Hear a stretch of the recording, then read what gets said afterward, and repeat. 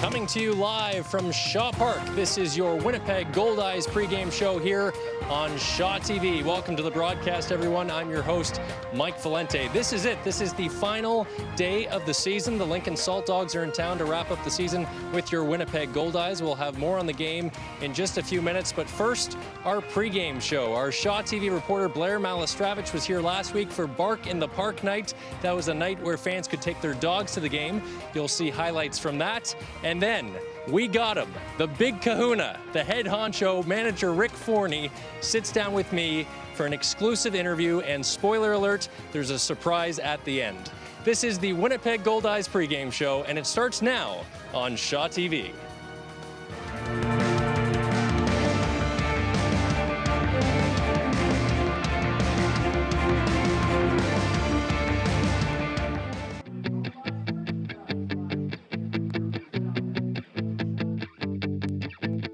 Time Productions, we're producing the first annual Winnipeg Pet Show at the Convention Center October 24th and 25th this year. So I kind of thought one day what better way to help us celebrate the launch of our new show is to have a day at the park where people can bring their dogs. So we called it Bark in the Park, yes, because it rhymes. I think it's a great opportunity for dog lovers and for fans of the Goldeyes to come together and enjoy and you know, make a good evening of it. It's a beautiful day. Animals are such a big part of the family, and the Goldeyes are all about family entertainment, so they bring the whole family to the park anyway, so we wanted to make it, you know, for everybody, including the dog. It's a really good opportunity to get your dog out there and like just be able to be social. I'm here with a bunch of my friends and their dogs, and just another new experience for them to be able to get out. It's nice not to have to leave him at home, so yeah, he doesn't like staying home by himself, so he gets upset, so it's fun. It's actually a bit of a surprise because I didn't even know that they did this, and we found it online 2 days ago and thought, well, wouldn't that be fun? And he was just excited to get in the car. He had no idea where he was going. And now he's here meeting all the other puppies. I think it's fantastic that they do this and open it up for dogs. I think it's wonderful, and they've taken care of water and treats and all kinds of stuff. They're doing a great job. Great day to come to the park and spend it with the dogs. It's not very often you get to bring the dogs to the ballpark, right? Basically, they have their own VIP entrance, the very important pooch entrance by left field gate, so they're coming in on their own, and they need the dog registration form, which is a waiver and guidelines, and they have to have proof of vaccinations. We want to make sure everyone's healthy here, and they get a free doggy treat bag, and then they get to come in the ballpark, and the dogs have their own seat, and it's going to be a blast. We have a lot of great entertainment happening too. Bark in the Park, yet another fun day at Shaw Park. And hey kids, make sure to log on to social media today, Facebook, Twitter, and Instagram. Tag us with your photos at Shaw TV Winnipeg, and by using the hashtag Let's Play WPG. We've been giving away tickets all season long. We're going to be giving away some great prizes today, so make sure to tweet us. Plus, it's a holiday. Plenty of time to come down to the ballpark. Tweet us at Shaw TV Winnipeg. Use the hashtag Let's Play WPG. Pleased to be joined now by the manager of your Winnipeg Goldeyes, Rick Forney. Rick, we really appreciate you taking the time, so thank you for joining us. Sure, thanks for having me. Tell us what you did this morning. I was up at the crack of dawn, catfishing on the Red River. Our friend Todd Longley from City Cats was kind enough to invite us out, and you know, I try to go out once a year, maybe every other year. My players enjoy the experience, and it's good to get away from the park and do something a little bit different, and had the pleasure of going out with Todd today and wrestling some big cats. That sounds awesome, because we know the Rick Forney, the baseball guy, right? So in the off season, what do you like? What are some of the things you like to do with the family? Or well, in the off season, I'm pretty busy chasing my kids around. I have 4 kids, and they all have pretty extensive schedules throughout their day, and whether it's sports or school related, I'm pretty busy being involved with them. And believe it or not, after the first of the year, you know, I try to multitask. I'm on the phone quite a bit and still try to maintain that schedule, keeping up with my kids. But my job is to find players, and usually gets pretty busy after the first of the year. You first arrived here in 1997 as a pitcher. I did. You had 3 years here as a pitcher. Do you remember your first impressions of the city of Winnipeg? I do. I drove up, actually, and I was about 24 hours into my ride from Maryland to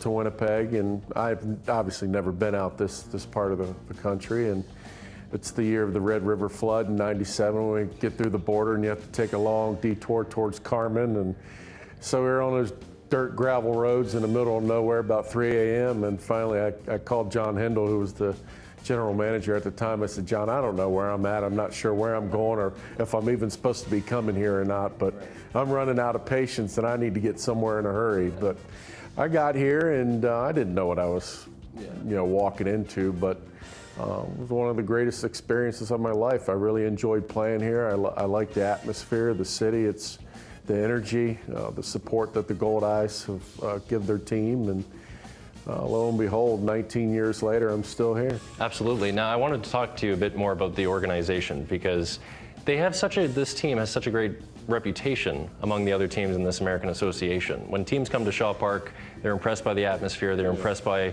the stadium itself. Does that make you a little extra proud to be a part of this organization? Very much so.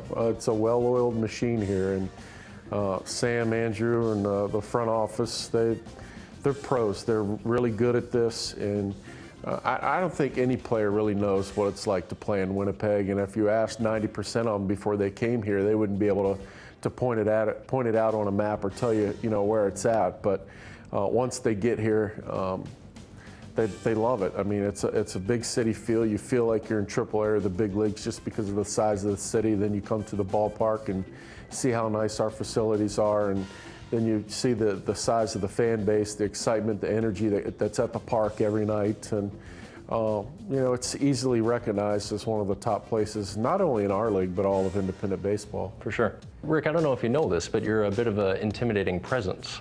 Now, yeah, you are. I don't mean to be. No, of course not, of course not. But how would you describe your relationship with your players? Do you ever, if someone gets out of hand, you ever just slap a guy? No, we don't do that. We don't operate that way. No, I'm pretty easygoing with my players. I mean, I'm pretty upfront with them when the season starts. They kind of understand what I expect every day, and the biggest thing is I'm not a babysitter, and I'm going to treat you like a professional, and I expect you to act like a professional. If you're not doing things the way they need to be done, I'll let you know about it. Before we leave things off here, all right. I'm new to the province, so I moved here from Toronto, okay? Now, one of the biggest selling points of me getting this job was the fact that we could do live broadcasts for the Goldeyes. So that really appealed to me. And as soon as I got here, I quickly realized how important this team is to the community and how important you have been to this team. So I made you something, and I hope you like it. And this is just to, work on our relationship. Okay. Okay? So where is that? I think it's over here, Rudy, just underneath that pillow. Oh. So we did a little arts and crafts. Okay. And, you can hang this on the wall if you want, or, put it in your office, but this is my present for you after year 1. What are your thoughts on that? That's awesome. I love it. I'm going to hang it on my office wall. You like that? I do. And these are, in quotes, that's what I'm thinking in these moments. Okay? So there you go. Well, I hope it's been a good experience for you. We've certainly enjoyed having you around. Thanks for doing this for me. I appreciate it. This improves my reputation then? Yes, absolutely. It's going to be on my wall. I promise you. If you come in my office, you're going to see it on my wall. Fantastic. Thank you very much. Thank you very much, Rick. This is great. Thanks, man. How's that? The Wall of Fame. There you go. There's manager Rick Forney. What a fantastic interview. It was so nice to see him outside of the ballpark and to see him smile. That really warmed my heart. It's the Saltdogs and the Goldeyes, the season finale, last game of the season, coming up next here on Shaw TV.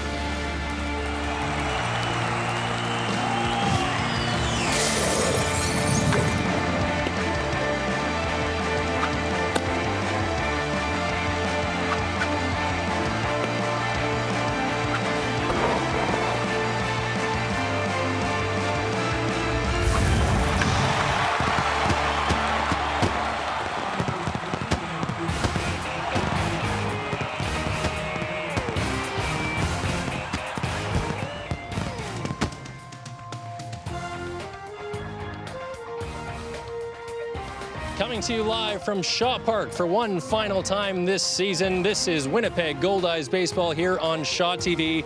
Welcome to the show, everyone. I'm your host, Mike Valente. The Lincoln Saltdogs are in town to wrap up the season today with your Winnipeg Goldeyes. It's Fan Appreciation Day here at the ballpark.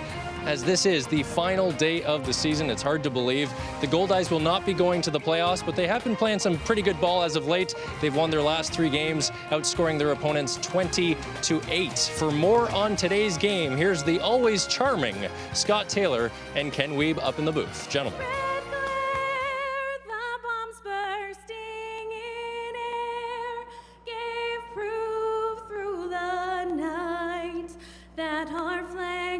Still there.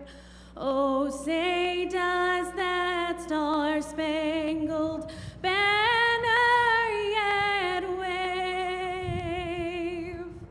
o'er the land of the free and the home of the brave?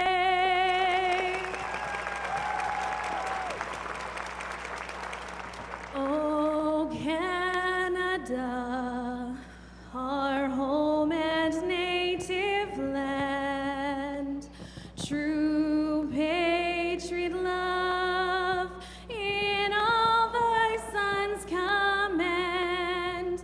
With glowing hearts we see thee rise, the true north, strong and free, from far and wide. Oh, Canada, we stand on guard for thee.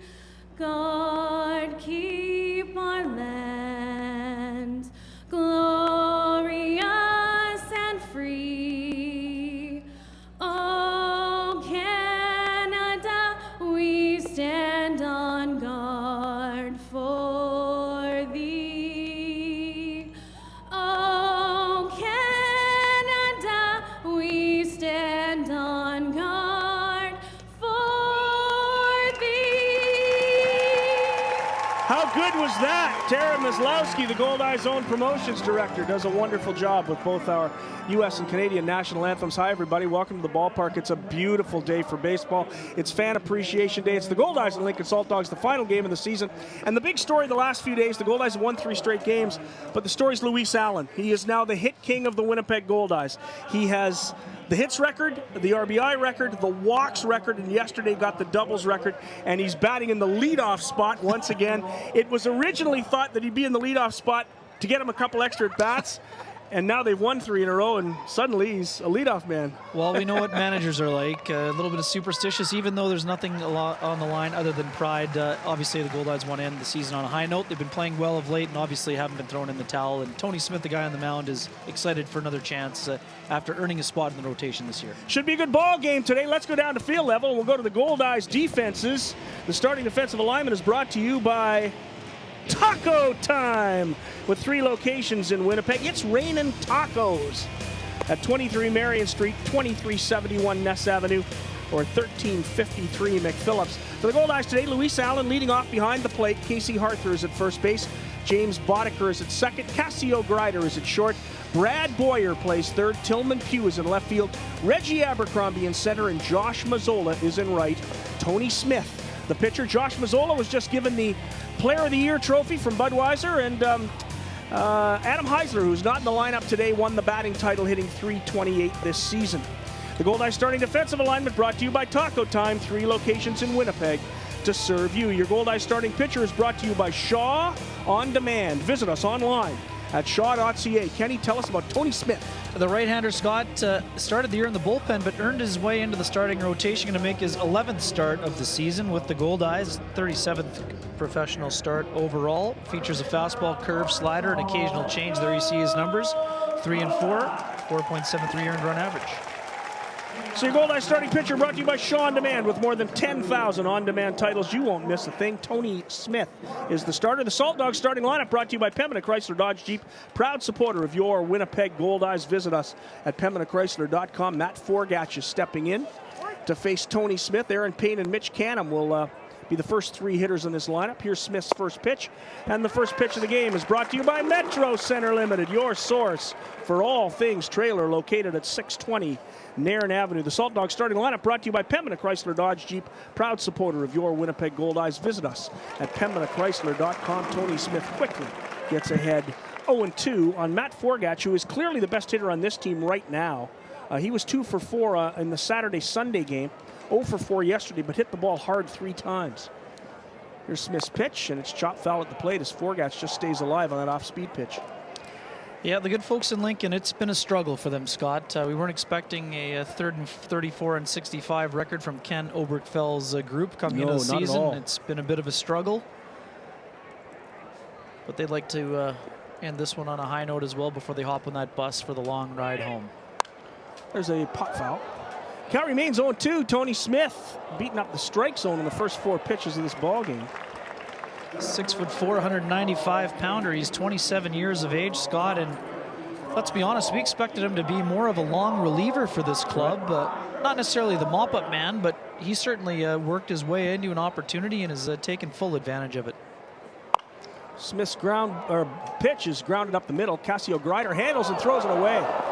Greider was way off balance when he threw that one, and he tosses it off the screen in front of the dugout of the Lincoln Saltdogs. So Forgatch will be safe on the error to Cassio Greider. Oh, they're giving him a hit. Wow. Tough play for Greider. It came a long way. Routine grounder up the middle. Played it on the second base side of the bag, but I think that's a play that's got to be made. Oh, it has to be that. It's been called a hit, but that was clearly an error to Cassio Greider. He had Forgatch by 4 or 5 steps with a good throw. He did have to go a long way to get it. I guess maybe that's what the official scorer must be thinking there. But definitely, if he had taken time to set his feet, he would have had him by 3 steps. Exactly.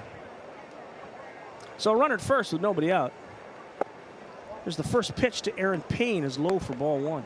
Greider sort of went with that Tony Fernandez underhand, sort of submarine style throw, and it just looked like it got shot out of a cannon right there. The last day of the season. Smith's pitch is drilled into the gap. That could go to the wall and score a run.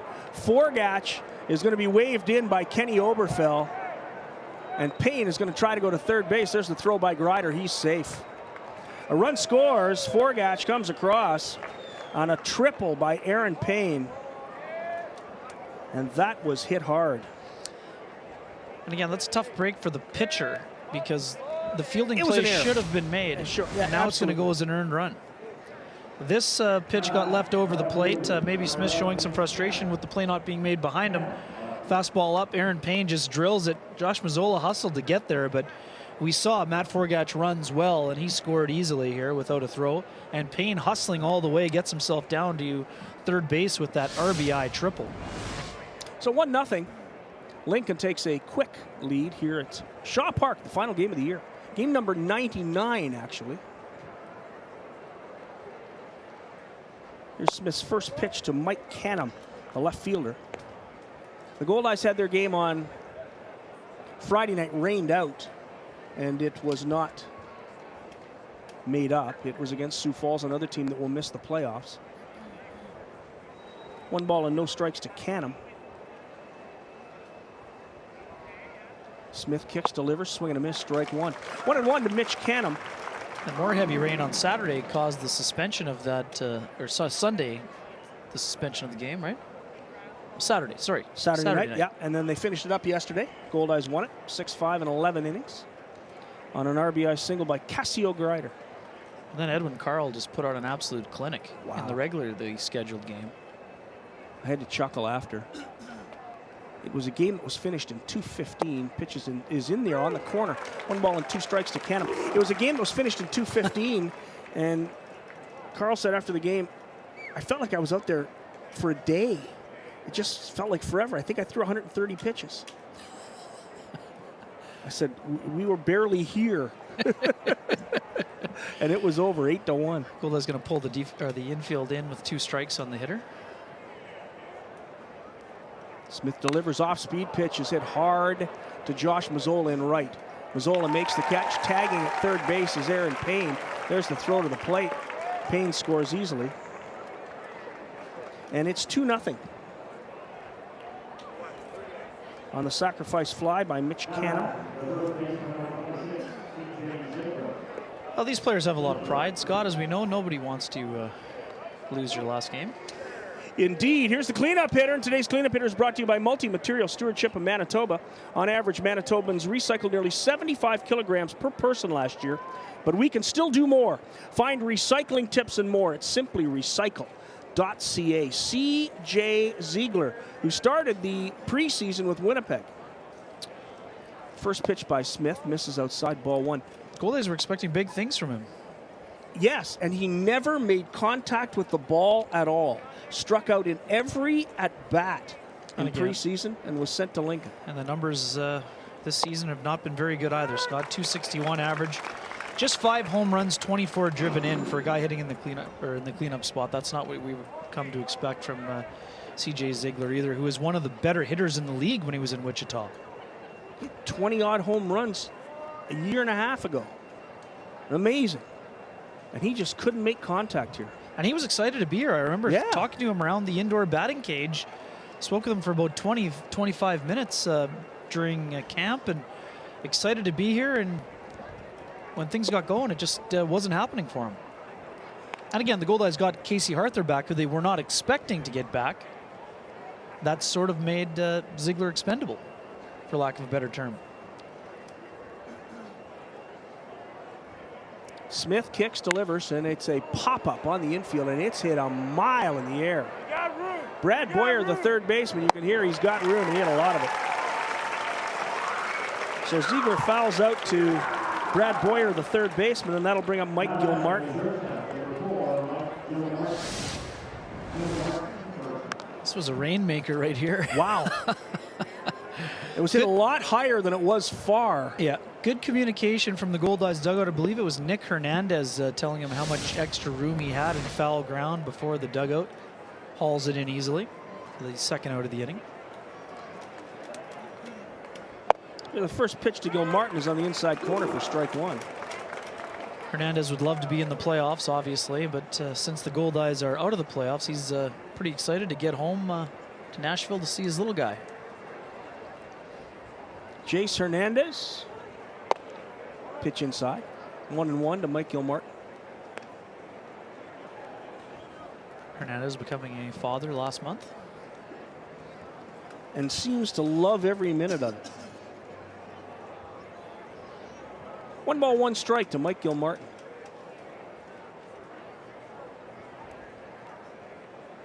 Smith delivers, foul back.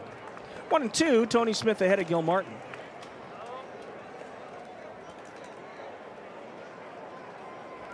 It's been an interesting year, to say the least. Not the worst in history, but only the third time the Goldeyes have finished below 500. That's a rarity. There's one grounded foul. Gilmartin stays alive. A ball and 2 strikes of the Lincoln Saltdogs. Mike Gilmartin. Nice crowd here today. You can tell it's fall. Lots of shade down that first baseline.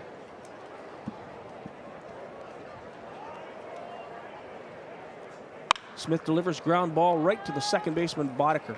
He handles it, fires to first, and that does it. For Lincoln in the first inning, but they do get 2 runs on officially 2 hits. There were no errors and nobody left on base. We played a half an inning as you look at Tony Smith. It's Lincoln 2 with Winnipeg coming to bat. There's downtown Winnipeg on a perfect Labor Day Monday afternoon. Have a great Labor Day, everybody. You're watching Goldeyes Baseball on Shaw TV.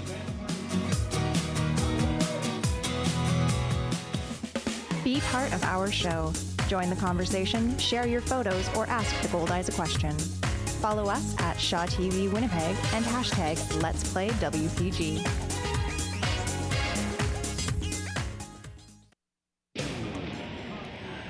Welcome back. The Saltdogs starting defensive alignment is brought to you by Taco Time. It's rain and tacos. 3 locations in Winnipeg, 23 Marion Street, 2371 Ness, or 1353 McPhillips. Max Ayub is the catcher today. He was in left field on Friday night when, or Saturday night rather, when that game ended up going to extra innings.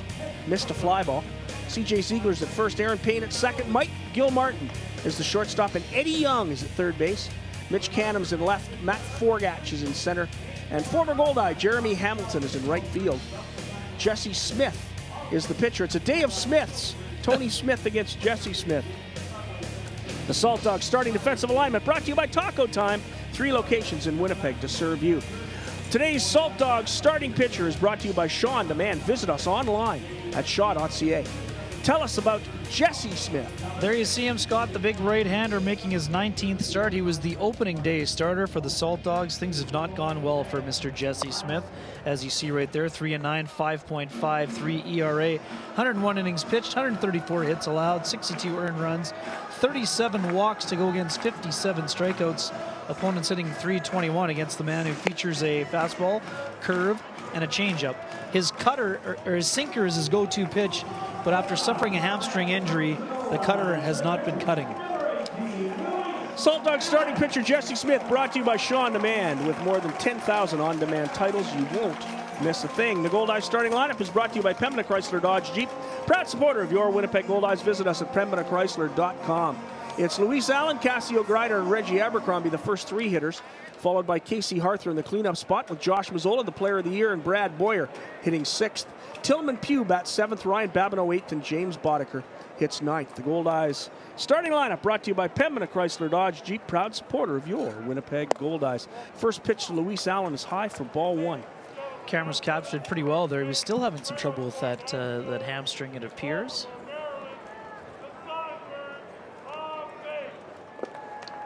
Pitch in the dirt, 2 balls and no strikes. Luis Allen leads the Goldeyes all time in hits, doubles, runs batted in, and walks. It's impressive.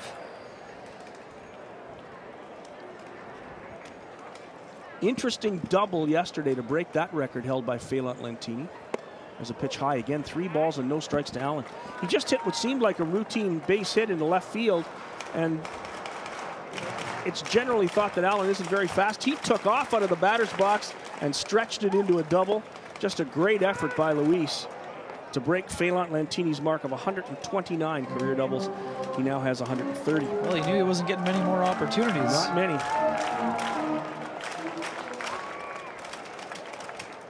Three balls and 1 strike to Luis. Jesse Smith kicks and delivers. That's high for ball 4. So Luis Allen leads off with a walk. And they'll bring up Cassio Grider, the hero of Saturday night's game that was suspended and went into Sunday.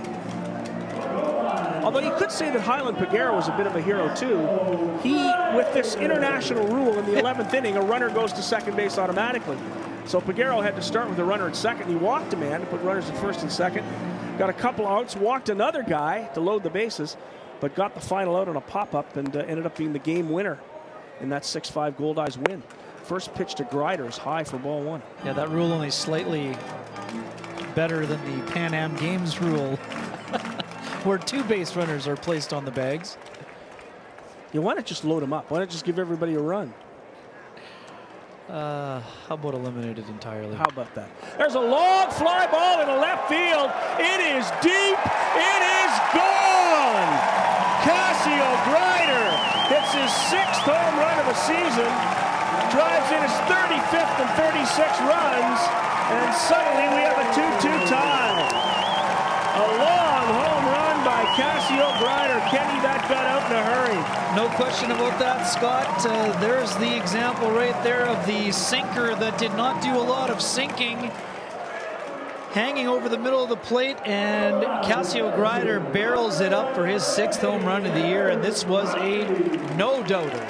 Home run brought to you by Home Run Sports at 20 de la Seigneurie Boulevard. All the home runs this year brought to you by our friends at Home Run Sports. There's Reggie Abercrombie. First pitch to Reggie's outside for ball 1. Let's look at this home run, Kenny. We've talked more about Grider's speed, but there it is, a sinker that does not sink, and the left fielder knew it. Mike Canham knew that was gone. And there's another long fly ball, and that one is gone. back-to-back. Greider and Abercrombie, and the Goldeyes take a 3-2 lead. Wow. There was no doubt about that one. Left fielder Mitch Canham just turned and watched it go over the street. I think it missed the parked car, but it might have hit the just about installment. Almost pegged off a biker as well. Wow. That ball got out of here in a hurry. This is a Jose Bautista kind of shot. A line drive. There you see it right there. Narrowly misses the biker. Pretty sure it hit that parked car out on Waterfront. First pitch to Harther is in there for a strike. So the Goldeyes have taken a 3-2 lead with just 2 hits. A home run brought to you by Home Run Sports. Your friends at 20 Del Seigneurie Boulevard right here in Winnipeg. Home Run Sports, bringing you home runs all season long. Well, Scott, if you'd asked the players, they'd prefer that 2-hour and 15-minute game would have been yesterday. Casey Harther is today's cleanup hitter. It's brought to you by Multi-Material Stewardship of Manitoba. On average, Manitobans recycled nearly 75 kilos per person last year. But we can still do more. Find recycling tips and more at simplyrecycle.ca. As in, the players wish that on the last day of the season it would be a 2-hour and 15-minute game, but as we know, sometimes things can get a little hairy in these afternoon games. Sure can. Goldeyes trying to go 5-8 in day games. There's one fouled off. That was close. And that poor record in day games is one of several reasons this Goldeyes team is finished playing baseball after today. The biggest reason is the home record. Just didn't win enough games at home. Right now, the Goldeyes are 21-27, and they've won 3 in a row. 2-2 the count to Harther.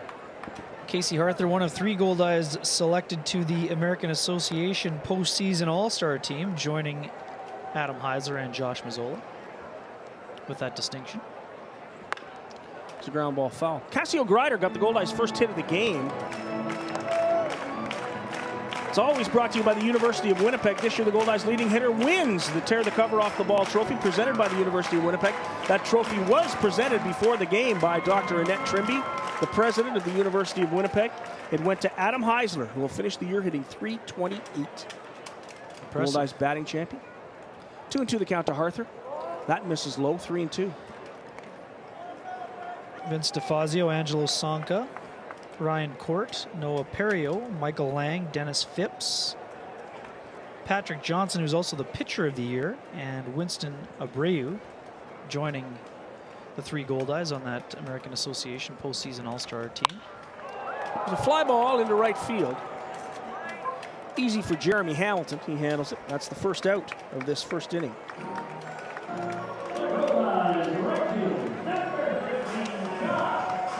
Here's the player of the year, Josh Mazzola. On the Budweiser Trophy, you look at Jeremy Hamilton, once played for the Goldeyes, about a half a season for Winnipeg. He was a big Cincinnati Reds prospect in the day. So here comes Josh, 19 home runs, just holding on to that home run lead. You know, he'd love to get to 20. First pitch is in there for strike 1. Mazzola has 19. Stefan Guttrell of Amarillo has 18. And Vinny DeFazio, Angelo Sanko, and Dennis Phipps, of course, all with 17. So Mazzola trying to hold on and win that home run title. But he would love the 20th. You know he would.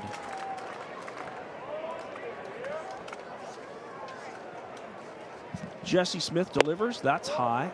2 balls and 1 strike to Josh. Got to think Josh Mazzola would love to return for another season in Winnipeg I think as he well. would. I think he would. I know Casey Harther wants to come back. Nick Hernandez said if the situation is right, he can bring his family up, he'll return. Rhett Varner wants to come back. That's high, 3-1 to Josh Mazzola. Brendan Lafferty isn't going to leave. He's not going anywhere. Of course, Lafferty has tied the league record with 57 appearances. You can be sure that he's going to get at least a batter today. Yeah. He'll break that record today. There's a long fly ball foul. It was a line shot. It would have been out, but he fouled it off just a little in front of it. Definitely had the distance. Not a lot of sink to that sinker, as we were forewarned today prior to the contest. Kenny Oberkfell in that dugout must cringe every time he tries to throw it, because 2 of them have gone over the wall.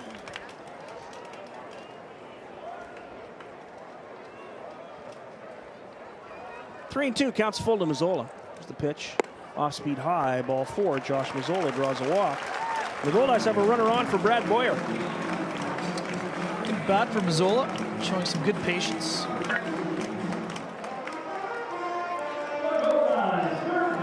Little discussion between Mazzola and Ziegler over at first.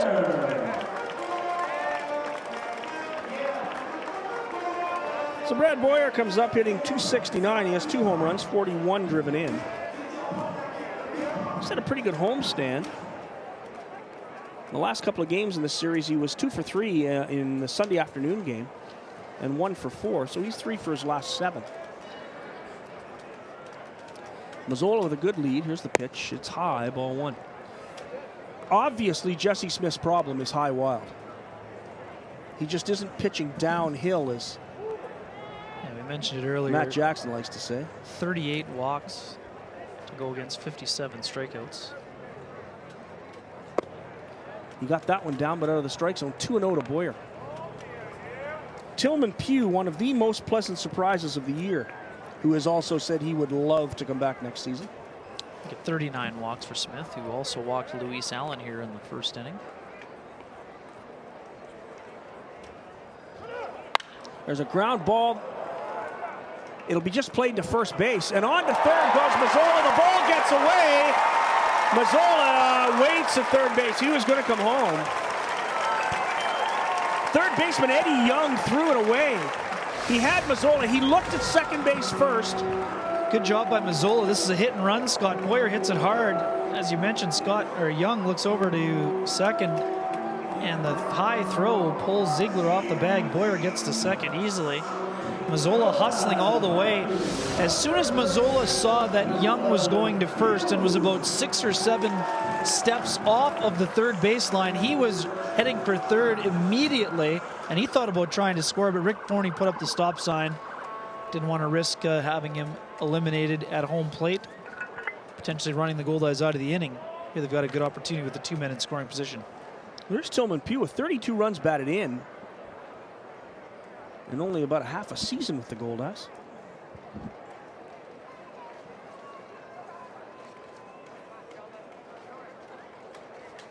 Played just 35 games in Winnipeg. There's a pop up on the infield.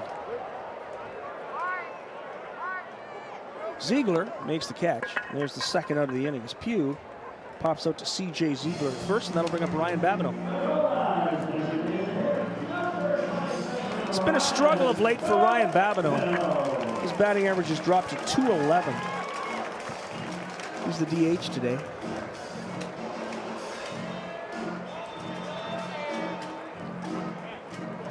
Yeah, we often see that with catchers. Batting average fades during the stretch drive. Dog days of August take a physical toll on the legs, and often the batting averages of a lot of catchers go down. Babineau no exception. And you can't get lift without using your legs. So runners still at second and third. Goldeyes lead at 3-2 here in the first. Home runs by Greider and Abercrombie. Smith's pitch is inside, ball 1. Smith toeing that far edge of the rubber from the stretch. Ryan Babineau from Rancho Cucamonga, California. Swing and a miss. 1-1, the count to the Goldeyes catcher. James Boddicker is in the on-deck circle. Actually surprised he's not working from the full windup here with 2 down. As he's trying to keep the runner Brad Boyer a little bit closer to second base in case of a base hit. But he's going to get a good jump anyway with 2 down. Pitch is on the corner. 1 ball and 2 strikes to Babineau. It's the best curveball we've seen from Jesse Smith here in the first inning. A lot more downward movement.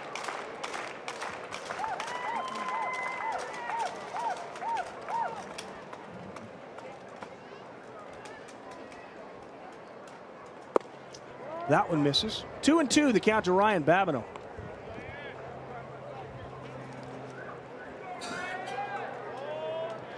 Babineau's another guy who says he'd love to come back next season. It'll be interesting to see what Rick Forney does this winter. There's a line shot foul. That was hit hard, but into the crowd. Babineau way out in front of that off-speed pitch from Jesse Smith. Generally see a fair amount of turnover on independent league rosters. I think there's going to be a couple of core individuals asked back, though, Scott, as we've talked about before on several occasions.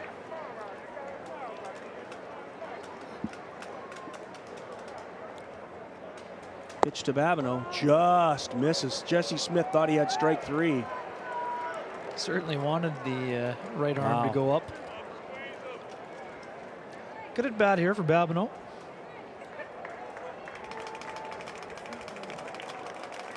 Three and two out, 2 on. Goldeyes lead at 3-2.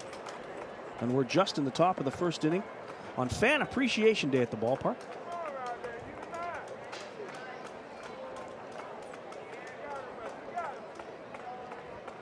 Swing and a miss. He struck him out. Babineau down on strikes. And the Goldeyes are done in the first, but they get 3 runs. On 2 hits, there was an error, and 2 men are left on base. We played a full inning here at Shaw Park in downtown Winnipeg. Scott Taylor, Ken Weeb, and Mike Valente. You're watching Goldeyes Baseball on Shaw TV. You're watching Winnipeg Goldeyes Baseball on Shaw TV. If you could do anything in the world to guarantee a playoff berth for this team, what would you do? Probably cartwheels. Amazing. Look at this. It spoke to me. It basically yelled at me. You need to try me, John. You need to be on the sled. J-E-T-S. Crank it up. Cheer on those Jets. This, of course, is the Dine and Dash Relay. Ladies and gentlemen, welcome to Sports Talk here on Shaw TV.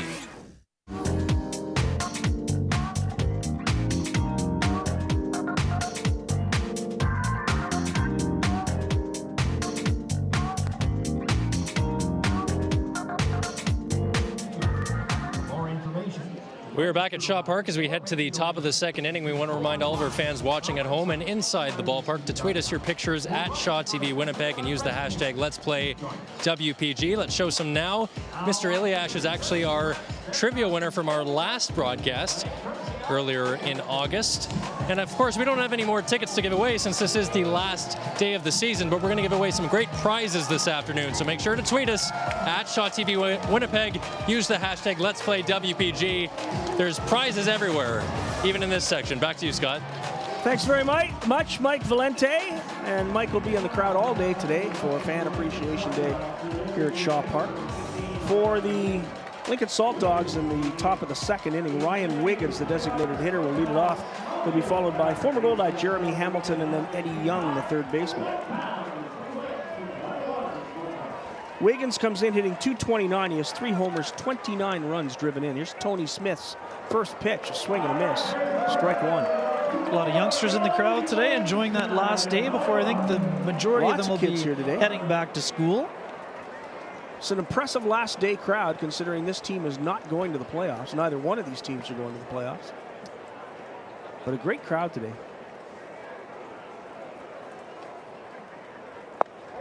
Tony Smith's off-speed pitch is in there for strike 2. If this guy strikes out, everybody in the park wins a pound of wings from Muddy Waters.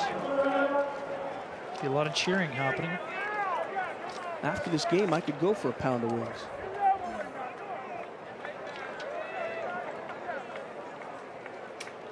No balls and 2 strikes to Ryan Wiggins. That's high, ball 1. Tony Smith, just a rookie in terms of status, Scott. That would make him a viable candidate for a return next year. I think Tony will be back. Either as a 5th starter or, you know, maybe swing guy in the bullpen that could be added to the rotation like he was this year. It's become pretty dependable for Rick Forney. Pitch inside, 2-2 to Wiggins.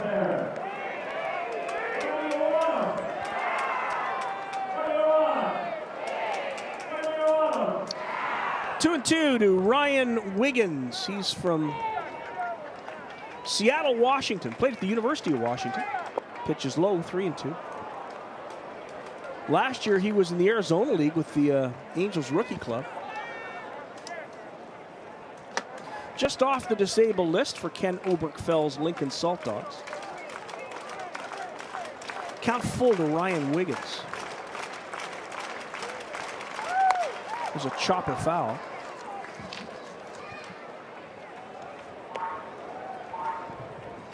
Mike Valente's ball boys have done a good job this year. They've been working Haven't hard. been very many injuries. Smith's done a great job with his control this year, Scott. 24 walks to go against 52 strikeouts. Pretty decent ratio. Hey guys, I don't know if you can hear me, but I'm in the Goldeyes dugout right now. And Rick Forney has invited me into his little perch here. Well, everybody in the park gets wings, and that includes you, Mike. Got a little help on that call. Did you see that? I didn't see that. What happened there? Got a break. Got a high changeup up in the zone. Looked like ball 4. Called strike 3. Perfect. Thank you for the invite. This is a pretty good vantage point, actually. Yeah, is this a cable broadcast, or do we got to keep this PG? Let's keep it PG. I wish we didn't have to, but let's keep it PG. Do you want to chew? No, I'm good. Thank you, though. You scared of the chew? I'll let you do the chew. You know, we had your interview, of course, during our pregame show today, Rick, and it was a big hit. You were the star of our pregame show. Well, thank you. I'm glad you guys were kind enough to invite me. Is that poster still in your office? You bet it is. Okay, Where good. else would it be? Just making sure. You like this little fort right here? I do. Did you have this built specifically for you? Yes, I begged Fergie for years. Yeah. Did you need a permit for this? No, just an invite. Okay, good. Allowed today. Mike Valente with Rick Forney. Yes, we should do this more often. Next season, for sure. You get a better feel for the game sitting right here. When you're up in the stands, it looks a lot slower, doesn't it? It does, yes. You're right. You're right about that. Be careful with this left-handed hitter here. He might foul one over here. This might be the first and last time we do this. Yeah, if you're not paying attention, you can get hurt over here. It's Fan Appreciation Day, Rick. It's the last game of the season. Maybe just a quick comment on the fans here throughout the whole season. Oh, this place looks pretty full. Yeah, it's a great crowd today. Great day for baseball. And you know what? The fans here in Winnipeg have always been a very special piece to what we do. And it always helps me recruit players. Everybody likes to play in front of a good hometown crowd. And we're fortunate enough to have that here in Winnipeg. What's the first thing you're going to do when you get home? That's a really good question. That's a really good question. Probably sit in my office for a little while. Maybe flick the channels on my own TV for a little bit. Be nice. Perfect. Well, thank you very much for the invite. I'm guessing you got to go out there? Yeah, I'm going to go. Well, yeah, I got to go out there and work. Well, I'll talk to you again in the bottom of the third, okay? All right, come back. All right, back to you, Scott and Ken. Thank you, Mike Valente. Good inning for Tony Smith. He gets a 1-2-3 inning against Lincoln. Winnipeg leads at 3-2. We'll go to a break. It's Goldeyes Baseball on Shaw TV.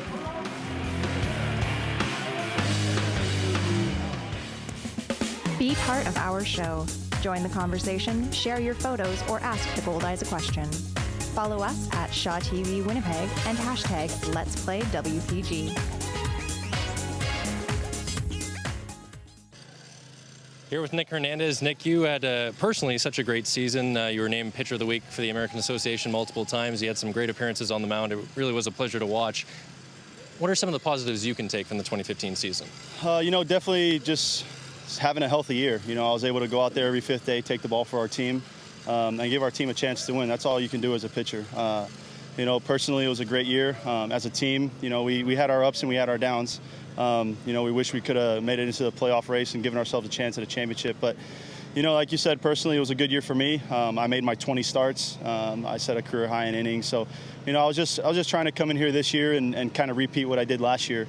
And I feel I was able to do that by taking the mound every fifth day and being able to produce for my team as much as I could. And you're a new father. It's been about a month now. How excited are you to get home? Oh, yeah. I can't remember of an off season where I've looked forward this much to going home. I hate the fact that I'm going to be away from Reggie for quite a while, but, maybe we can get together in the off season sometime. But, I'm looking forward to seeing him, seeing my family back home, my wife, and, just being able to enjoy everything that being a father has to offer. So, I'm looking forward to it. Hopefully we can spend some time and get some of this, get the fall going in the outdoors and watch some football together and, just spend quality time together. Thanks, Nick, very much. Thank you. 1 in 4 deaths on Manitoba roads involves a distracted driver. Texting and driving is illegal and could cost you a $200 fine, 5 demerits, or your life, please don't text and drive. A message from Manitoba Public Insurance and your Winnipeg Goldeyes. We're into the bottom of the second inning. The Goldeyes number 9 hitter, James Boddicker, the second baseman, at the plate. 1-1 the count. Jesse Smith, like Tony Smith, trying to get a smoother second inning. Yeah, Reggie Abercrombie doing his best to distract Nick Hernandez. Reggie's good at that. Without even saying anything this time. Pitch to Boddicker, swing and a miss. 1-2 to James Boddicker. I had to laugh at Reggie before the game. He loves the camera. They were giving the player of the year out to Josh Mazzola, but before Josh came out of the dugout, Reggie started walking toward the people giving the award out with his hand out to shake their hand. Had to step back. There's a line drive. It's fair. It's going to be a couple of bases for Boddicker. It's down into the corner. Boddicker is going to stop at second with a double. James Boddicker leads off with a double.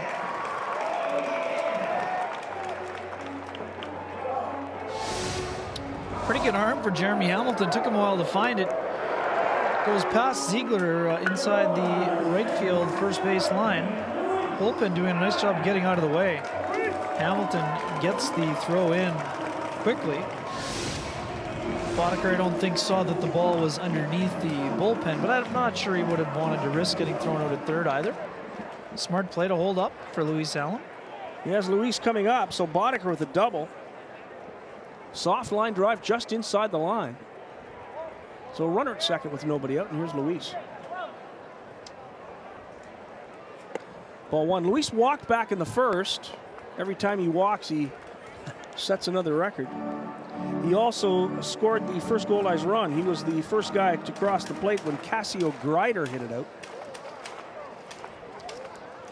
Very patient in that leadoff spot. I think he likes being a leadoff hitter. There's a line shot the opposite way. It will. Oh, it'll be caught. What a catch by Jeremy Hamilton. Boddicker tags and goes to third base. Great catch by Hamilton on the line drive off the bat of Allen. Boddicker able to tag up and go to third. So the Goldeyes have a runner at third base with one away, and here's Cassio Grider. Good play all around, Scott. Good contact by Allen. Nice read on the baseball by Jeremy Hamilton. He lays out and makes the diving stab. He hustles and makes a pretty good throw, but James Boddicker got a good jump off of second base and moves over to third. With just one down, the Saltdogs will bring the infield in and try to cut off that run at home plate on something on the infield. Grider homered his first trip. Here's the pitch. It's on the corner for a strike. Cassio Grider hitting .297. 6 home runs, 36 driven in. A great season for the Goldeyes shortstop. We spent a lot of it in the disabled list.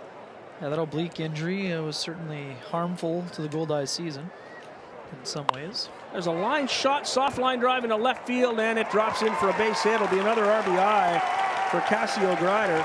His third of the ball game as Boddicker comes home to score to make it 4-2 for the Goldeyes. Mitch Cannon gets the ball back into the infield, but Grider with an RBI single, and Winnipeg leads at 4-2. A good piece of hitting. You draw the infield in and get a pitch and go with it. Just dumped it into left field in front of the left fielder, Cannon. Picking up his third ribby of this contest. Cassio Grider, another one of those versatile guys who might find himself back in a Goldeyes uniform next spring. I think he'd like to come back. Said if he gets a call from Rick, he'll say yes.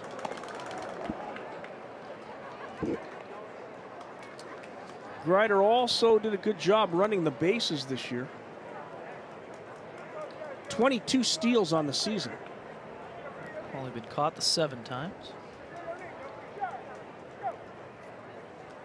There goes Grider. The throw down to second base, and Grider is safe.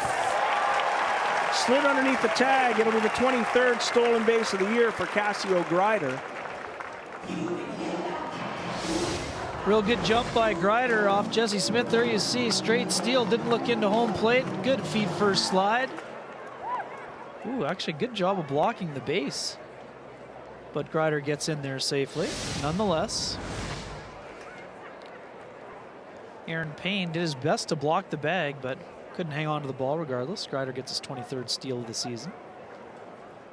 Pitch to Reggie, foul back. 2 strikes to Reggie Abercrombie. Abercrombie hit his 6th home run as a member of the Goldeyes.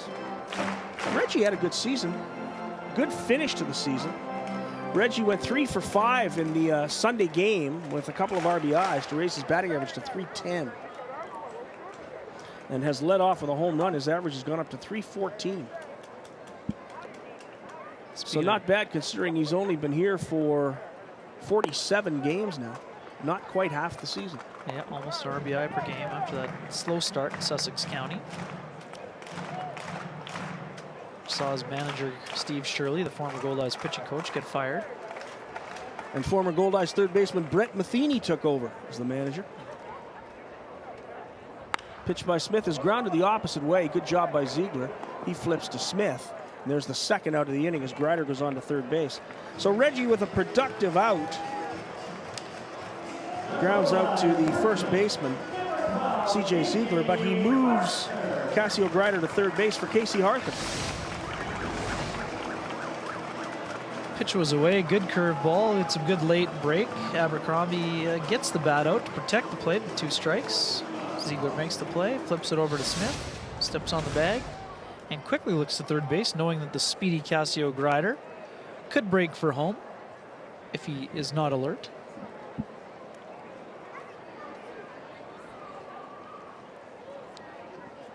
It's the first pitch to Casey. Swing and a miss, strike 1. Casey Harther hitting .313. He has 11 home runs. He leads the Goldeyes with 78 runs batted in. He is 3rd in the league in RBIs with 78. Pitch misses outside, 1-1. Greider's able to get a real good lead here. Eddie Young playing quite a ways back at third base. Don't think he'll try to steal home, but you have to be alert with Greider on the bags because of that blazing speed. Again, he's working in the stretch instead of the full windup.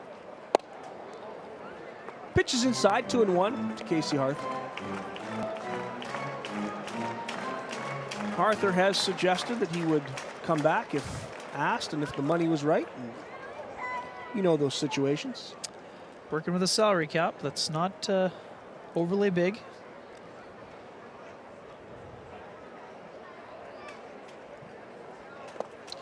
Pitch in the dirt, 3-1 now to Harther.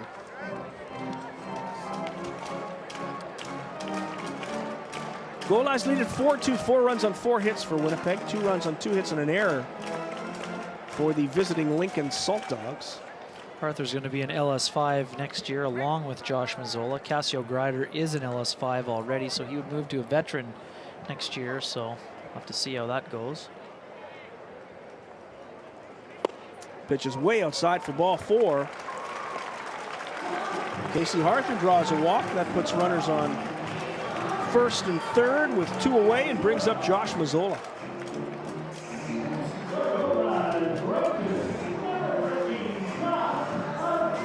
A lot of injury problems for the Goldeyes this season. Casey Harther was one of them. He played through the injuries. But basically playing with a broken foot, couldn't run. Yeah. Nick Jackson, the loss of Nick Jackson, those That 2 hurt. hamstring injuries hurt them.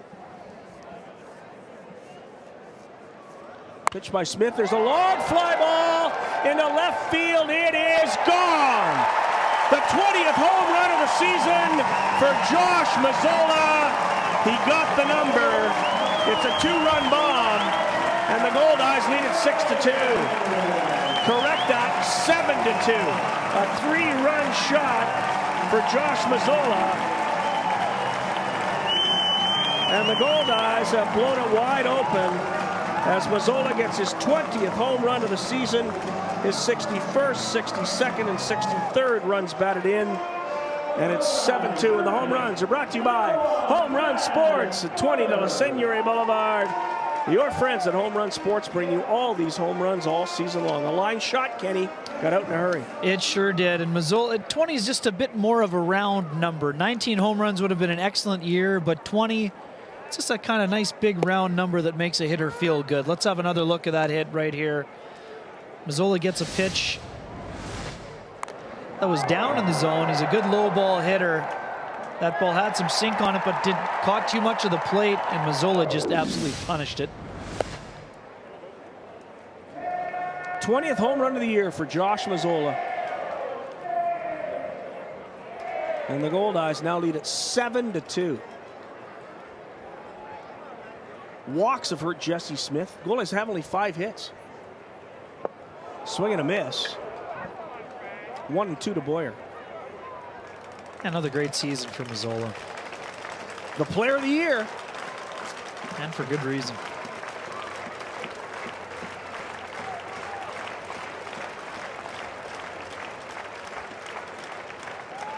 "20 homers is a great season, any season in this league."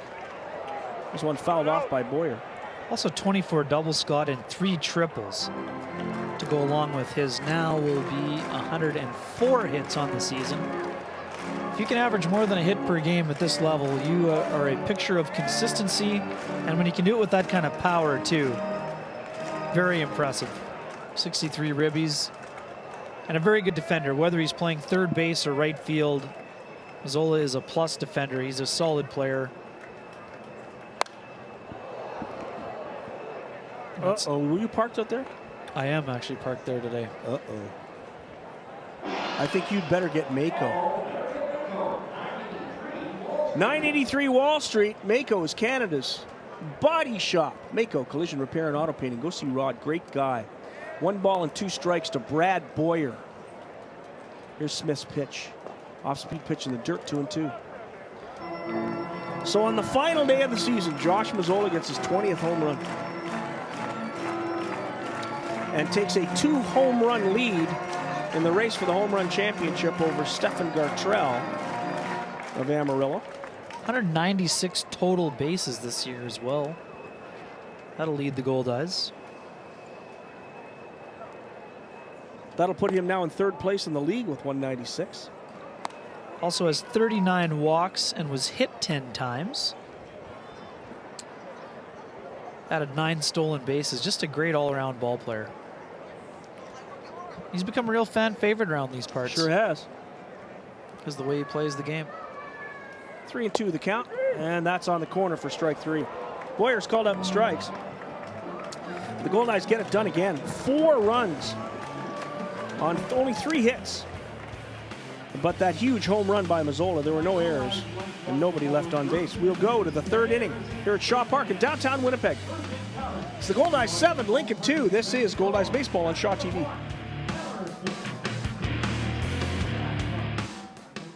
You're watching Winnipeg Goldeyes Baseball on Shaw TV.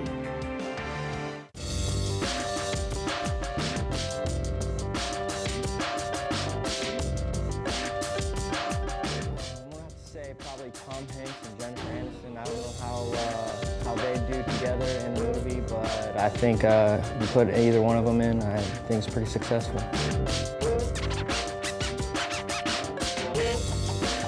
Favorite TV show's family. If I could be a member of it, it'd be the Jetsons. I watched the Jetsons growing up, and you know, the whole space thing, and I think it'd be fun. Inspired me growing up, probably have to be Tony Gwynn. He recently passed away, and I think it made me realize how much really is coming up from San Diego, how much you looked up to him. He's a great hitter, great community guy, family guy, all that stuff. Now that I look at that, but back then it was nice to watch him play. He was always around on the Padres. You know, he wanted to be on that one team.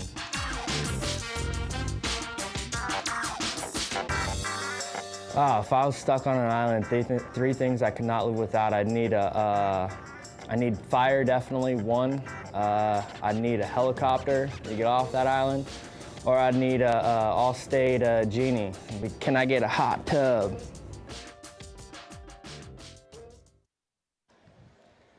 Well, at least he said fire. He didn't say a cell phone, because there aren't many cell towers on desert islands. We had a lot of cell phones. Well, you're not allowed helicopters either on the island. I get the impression that Josh just wanted to stay on the island, come off occasionally, get groceries, and fly back. Oh, okay. Then Josh probably likes the whole desert island. Hot tub. He's from Southern California, probably been to Catalina Island a number of times. It's almost the same. We go to the top of the 3rd inning. For the Lincoln Saltdogs, the number 9 hitter, Max Ayub. First pitch is inside, ball 1. Ayub, Forgatch, and Payne to face Tony Smith here in the 3rd. Gotta love Tony Gwynn as well. Great call by Mazzola there. We had a chance to see Tony in a few All-Star games over the years, Scott. I've seen two great base hit hitters in my life. Guys who got base hits. Rod Carew, Tony Gwynn. Awesome. Swing and a miss. 1 ball and 2 strikes to Ayub.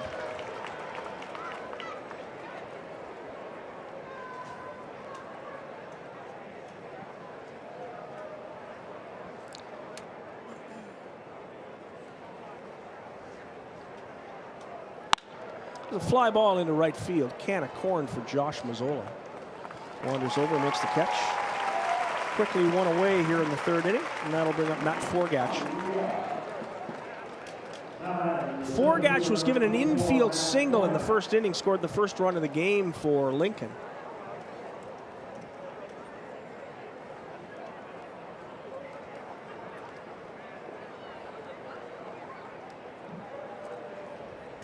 Forgatch played straight away by every one of the Goldeyes.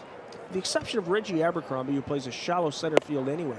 First pitch is high out of the strike zone, but Forgatch can't lay off. Lay off the high ones. But it's like easier said ones. than done. Yes, it's easier said than done. 1 strike to Forgatch. Off-speed pitch fouled off. Nubbed it off the end of the bat. Matt Forgatch went to Pepperdine University, one of the most beautiful schools in America. He's from San Marino, California. Of course, Pepperdine's at Malibu Beach. Not a Great terrible volleyball place to hang program. out. Truly, he has a great volleyball program, Pepperdine. 2 strikes to Forgatch. Smith gets the sign from Luis Allen. Pitch is foul back. Forgatch a good hitter. He'll stay alive. He'll battle. Would have landed in the press box if the windows were open. A couple of booths over, I think. They shut the windows of the press box today? No, I think it just hit the window at the top. Ah, I see. The windows are wide open. As they should be. As at a day like today. If you're sitting at home with nothing to do, come on out here. It's perfect. Pitches in the dirt. 1 ball and 2 strikes to Forgatch. A little crispy this morning. It was, 9 degrees when I left Clear Lake. Sally and I went for a long walk this morning, and it was chilly. But temperature's risen nicely. Pretty close to 20 degrees right now, I think. Beautiful day. Nice little breeze blowing out to left field. Off-speed pitch by Smith, drilled by Forgatch, but foul. Forgatch way out in front of him. Tillman Pugh goes over to handle the baseball. Mark Pope gets it out of play. That's the greatest job in the world, isn't it? Right there. It certainly can be. Oh, being a relief pitcher, what a great job. How about Edwin Carl rocking the bucket hat out there? How about Edwin Carl rocking yesterday? 11 strikeouts. Outstanding effort. Off-speed pitch popped up. It will get out of play.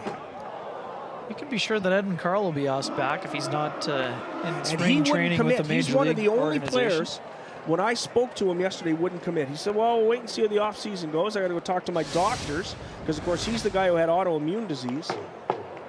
Fouled up. Good communication there by Smith. Allen gives it a good run.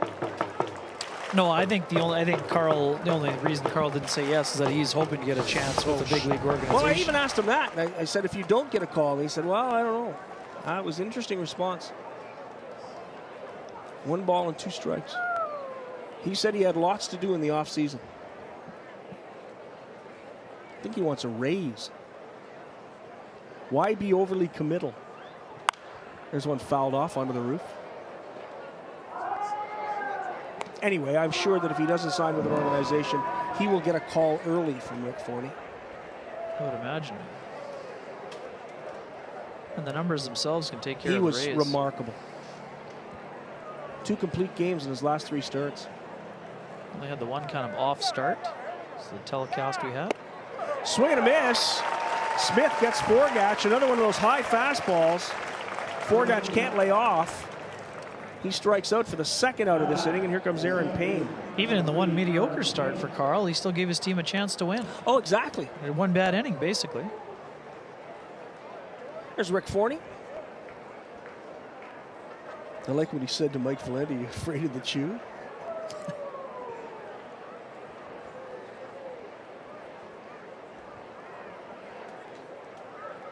Aaron Payne, left-handed hitter, steps in.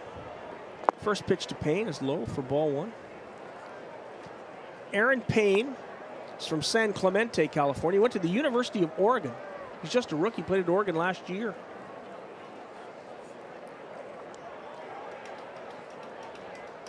Smith delivers on the corner, 1-1. Tony Smith has the off-speed stuff working right now. It seems pretty confident with it. Sure does. It's important for a reliever moving into a starting role to have that secondary stuff. Can't just get by on the fastball here in the rotation. There's one chopped to third base. Josh Mazzola lets it roll foul. Good play by, or correct that, Brad Boyer. Mazzola's in right field today. Brad Boyer lets it roll foul. He has no play at first base. He has to play this in foul ground just in case with the English it may spin back. Even barehanding it, he would not have had a play. Smart job of touching it in foul ground. Letting it go for a foul ball. Makes the count 1-2. Aaron Payne hitting .256, 2 homers, 28 driven in. For the rookie from the University of Oregon.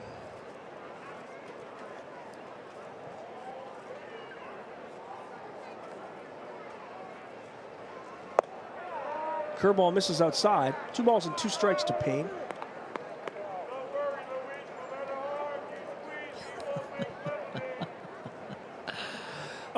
Interesting. There's always an interesting back. Exchange as well. Yeah, hecklers are back. Good crowd today. The little tapping of the glove from Allen. You don't see that often. Maybe it's just encouragement to Tony Smith. 2-2 the count. Here's the pitch. The one hopper. Smith threw the 58-foot slider. Among the toughest to block. Edwin Carl did a great job of using the front of the plate last night. He had a number of curveballs and sliders, that off-speed pitch that he throws that fooled hitters down in the dirt. They look like big fat pitches when they leave his hand. There's a ground ball right at Casey Arthur. He knocks it down, flips it to Tony Smith.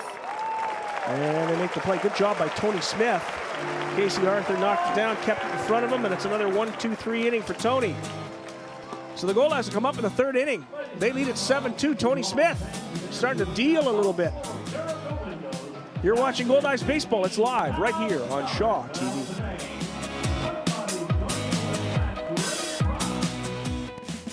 Be part of our show. Join the conversation, share your photos, or ask the Goldeyes a question. Follow us at Shaw TV Winnipeg and hashtag Let's Play WPG.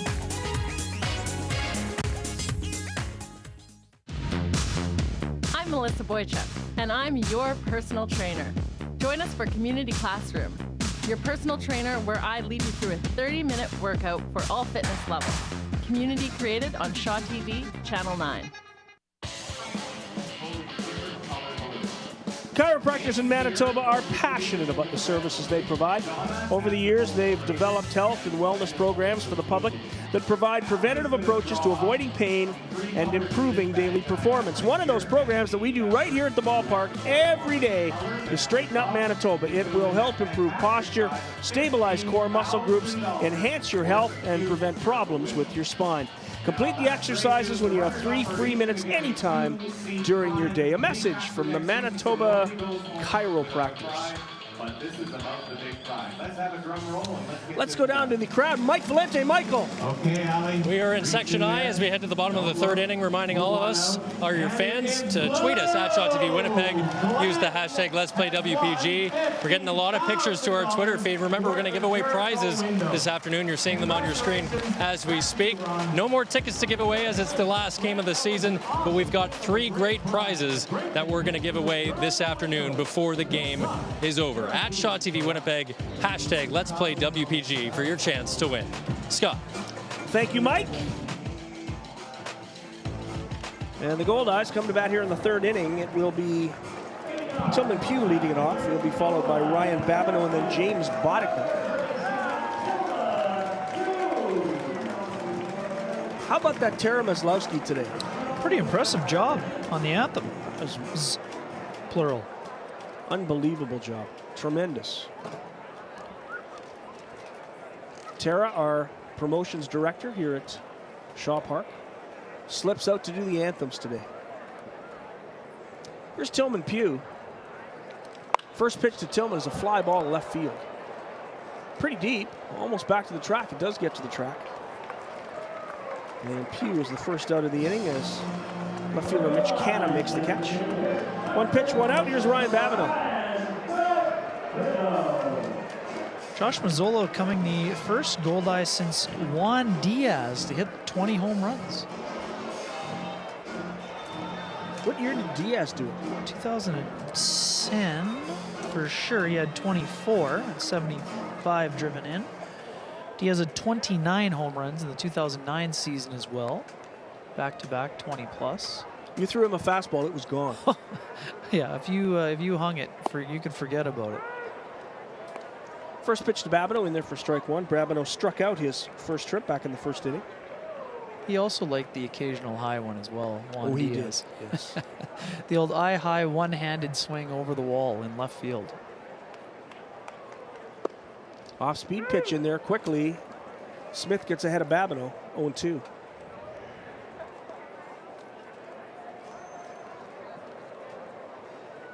Speaking of 2010, that's when Jeremy Hamilton spent 30 games on the Goldeyes roster.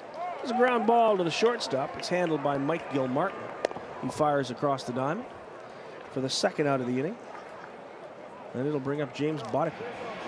Jeremy Hamilton that year hit .244 for the Goldeyes at 90 at-bats, 22 hits, 7 doubles, 6 RBI. There's something you don't see very often in professional baseball. Babineau hits, and Boddicker goes and gets his bat. End of the year.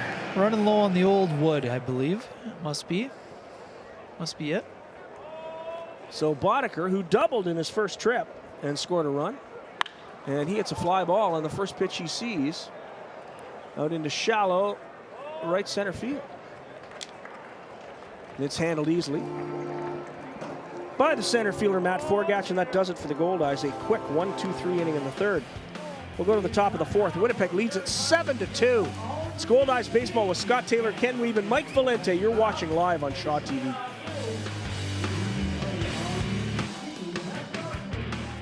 You're watching Winnipeg Goldeyes baseball on Shaw TV.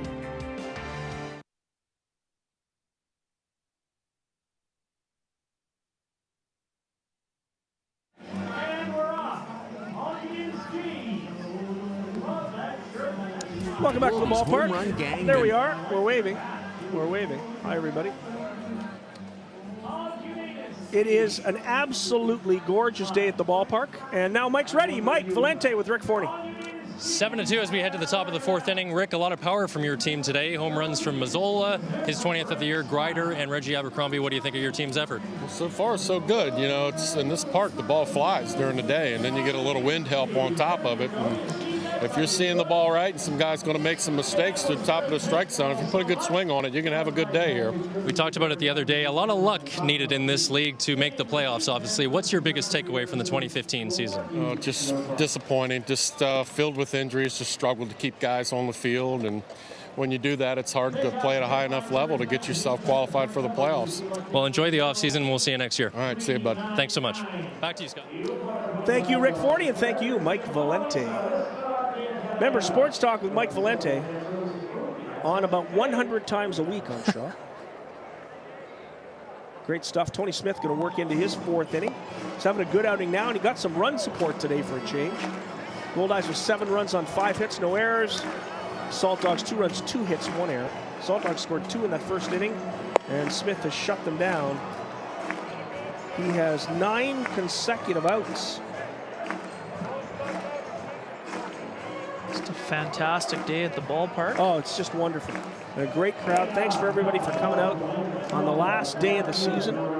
Probably 6,500 today. Both the patio decks are full. Yeah, just a great crowd. Suites are full. It's a great day for baseball. It's too bad we won't start playing Wednesday with the playoff-bound teams, but it is a tough league in which to make the playoffs. Only 4 of 13 teams get in. Here's the first pitch to Mitch Canham, and he drives one foul for strike one. It'll be Canham, Ziegler, and Gil Martin. As Canham's bat breaks. You're right, it's getting toward the end of the lumber. He takes C.J. Ziegler's bat. Now Ziegler's got to go get another one. Looks like the wild card will go down to the last game of the year here as well, Scott. Laredo and Joplin separated by just one win here.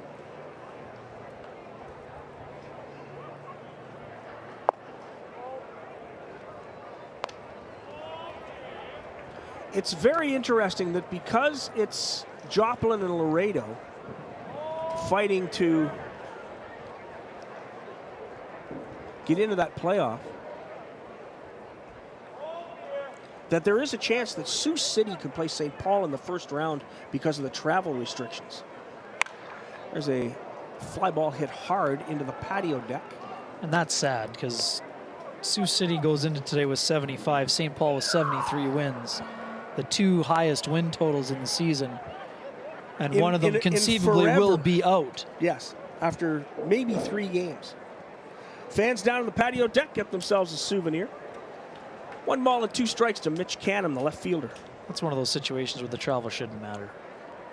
No, it shouldn't. Off-speed pitch the other way. Tillman Pugh in left field, no problem. First out of this 4th inning. Yeah, and you can be sure the loser of that series is going to be pretty hot at the board meeting in the offseason. And rightfully so. Well, yeah, 2 70-game winners. Come on. Those 2 teams have to play in the final. Well, at least have the opportunity. They have to play in the final. Those are 2 great ball clubs.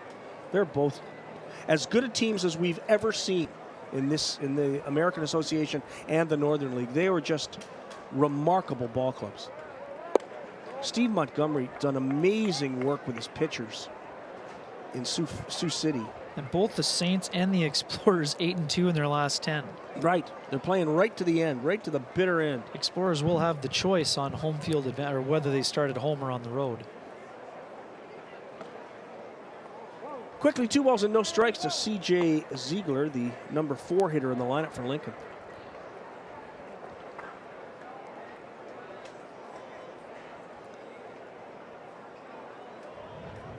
Smith's pitch is hit a long way in a left field. Way back goes Tillman Pugh. He's going to watch that sail out of here.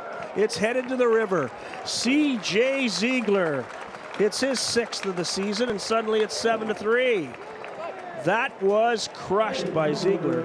And that's what the Goldeyes were hoping they'd get when they brought him to spring training. Yeah, you're bang on there, Scott. Ziegler has that power and has shown it during his career, just has not shown it as often as expected this season, but he definitely unloaded on that pitch right there. And that solo shot gives him 6 on the season. That home run brought to you by Home Run Sports at 20 de la Seigneurie Boulevard. Home Run Sports bringing you all the home runs all season long. Here's Mike Gilmartin. First pitch is in there for strike 1, the fastball from Tony Smith. Let's have one more look at that home run. Fastball just catches too much of the plate, and although the wind was blowing out, it was not a wind-aided blast by any stretch of the imagination. That ball is absolutely launched by C.J. Ziegler, and he drills it for his 6th of the year. Gives the Saltdogs some life, Scott. 7-3, Goldeyes lead it now. 2 strikes quickly to Gil Martin. Smith gets the sign. Here's the pitch in the dirt. Ball 1-2 to the shortstop of the Lincoln Saltdogs, Mike Gilmartin. Hails from Atlanta, Georgia. Went to Wofford College in South Carolina. Played last year with Lincoln and played a little bit with Bridgeport in the Atlantic League. Pitch is high, 2-2. 90-mile-an-hour fastball from Tony Smith.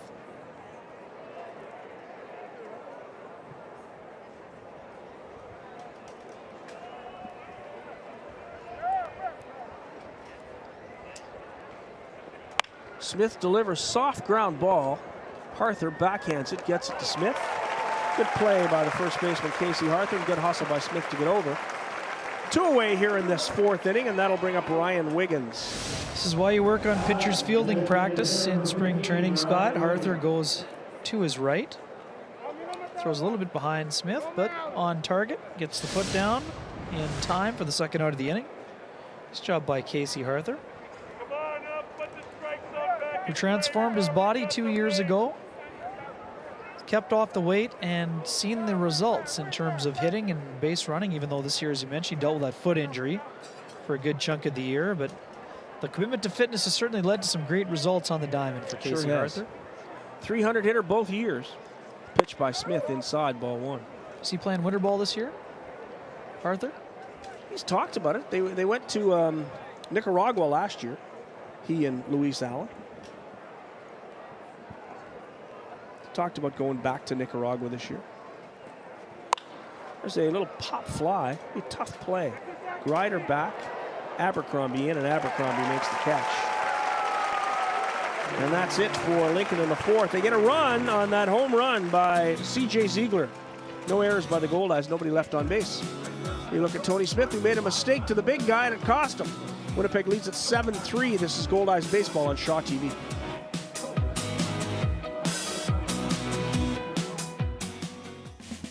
Be part of our show. Join the conversation, share your photos, or ask the Goldeyes a question. Follow us at Shaw TV Winnipeg and hashtag Let's Play WPG. Here with manager Ken Oberfell, you've seen a lot of power from the Goldeyes this afternoon. How do you turn this game around? Well, we got to shut them down, and then we got to, keep pecking away at them and try to get a run here, a run there, and get back in it. But, they got a good offense, and the wind blowing out, if we don't make good pitches, they're going to hit some more. Absolutely. It's the last game of the season, as you know. Is there anything you say to your players before the locker room clears out today? No, I'll talk to them after the game, just, thank them for the effort and tell them to have a good winter and, see some of you in the spring. Absolutely. Thanks for your time. All right. Back to you, Scott. Kenny Oberfell, thank you very much. One of the nicest guys you'll ever want to meet. Former major leaguer. He was a good ball player. Sure was.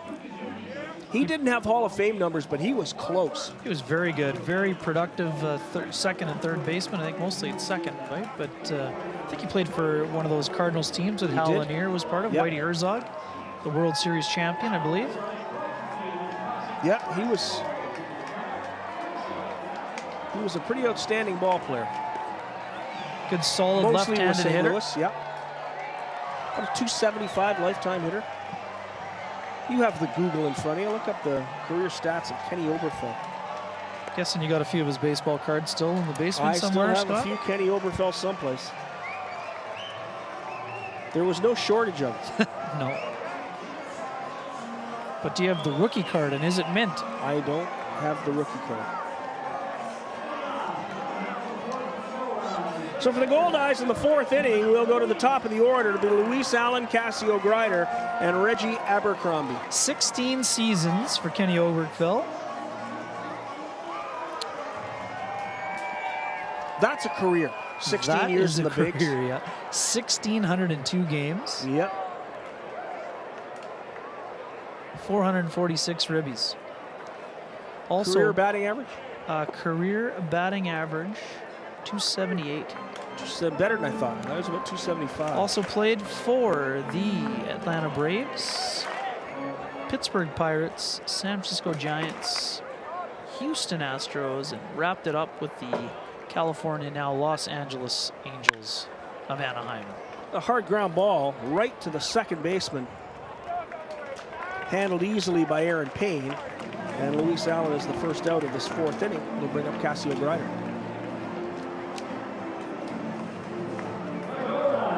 Actually, we'll have to get Mike Valente back down towards that dugout. As pointed out by one of the fans in the crowd today, it looks like all the Goldeyes, it wasn't just one guy using the bat. It seems as though all of them were using the same bat. They're using the same bat today. Very odd. There's something going on down there. Though the results have been pretty good so far with that white bat. Everybody on the Goldeyes using the exact same bat.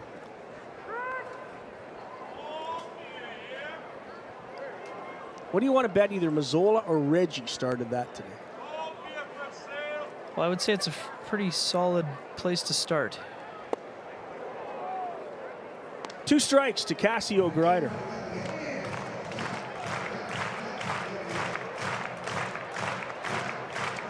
The ringleaders. They are the ringleaders. Like to keep it light, both of them. Pitch is high. 1 ball and 2 strikes to Cassio.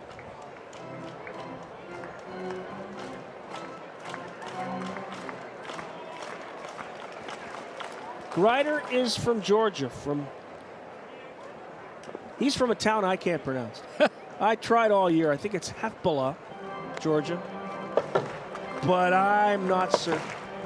And I've asked him, and he says it so quickly. But let's say near Atlanta. I thought that's where his home base was, isn't it? Atlanta? Yeah, it's exactly. Reggie's from Columbus, but home base is Atlanta. Right. And he's not far from Nick Hernandez in Nashville either, I don't think, in the offseason. A couple of 2-3 hour drive, isn't it? 3 balls and 2 strikes to Cassio. Nick Hernandez excited for the NFL season. I'm sure he's not the only one. Fired up. Miami Dolphins fan to the death. Grew up in Miami, grew up in Hialeah, Florida, which is essentially Miami. Big Dan Marino fan. There's a long fly ball line drive. It'll go off the wall. Cassio Grider is going to have a play at second base. He slides. He's in. Grider with a double. Boy, has he hit the ball well today. A home run, a single, a double, 3 runs batted in. Could we see a triple before the game's over? Wouldn't that be something to see somebody hit for the cycle? Be pretty exciting. I would say Cassio Grider is probably wondering why he wasn't using this bat all season long. Another sinker that didn't sink. Grider out in front of it, drills it over the head of the left fielder, Mitch Canham, just off the bottom of the wall. Goes for a double. Nice job by Canham to get the ball in, but the great hustle of Grider gets him a 1-out double. So Grider at second base for Reggie Abercrombie. Reggie fouls it off for strike 1.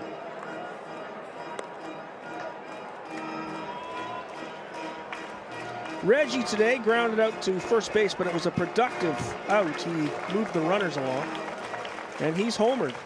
Solo shot back in the first. His 6th of the season.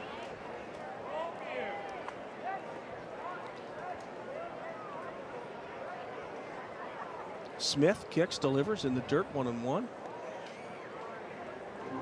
Reggie now hitting .312, 6 home runs, 35 driven in. And that's not in very many games for the Goldeyes this season. Abercrombie just in his 47th of the year.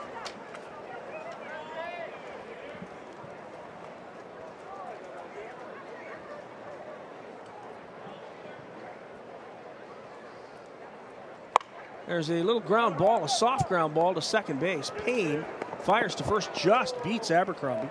Real good hustle again by Abercrombie. On to third goes Cassio Grider, and that'll bring up Casey Arthur.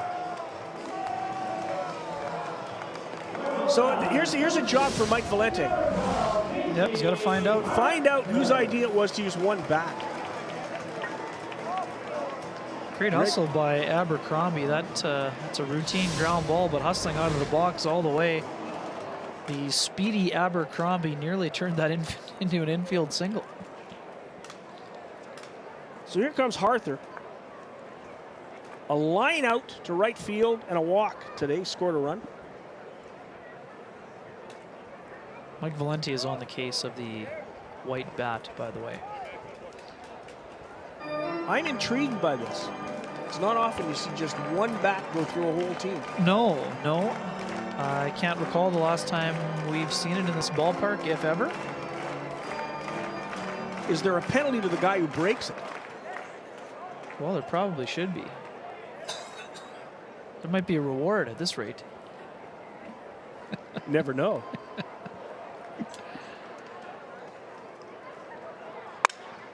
Oh, we have a winner. We have a winner. The bat's broken. Ground ball is short. Gilmartin throws out Casey Arthur. And that's the final out of the inning. No runs on a hit, no errors, 1 left.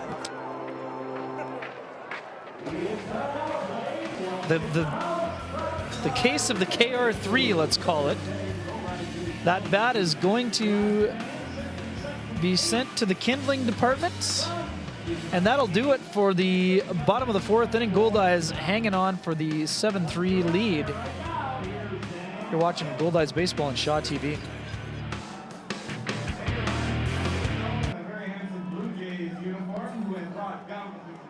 You're watching Winnipeg Goldeyes baseball on Shaw TV.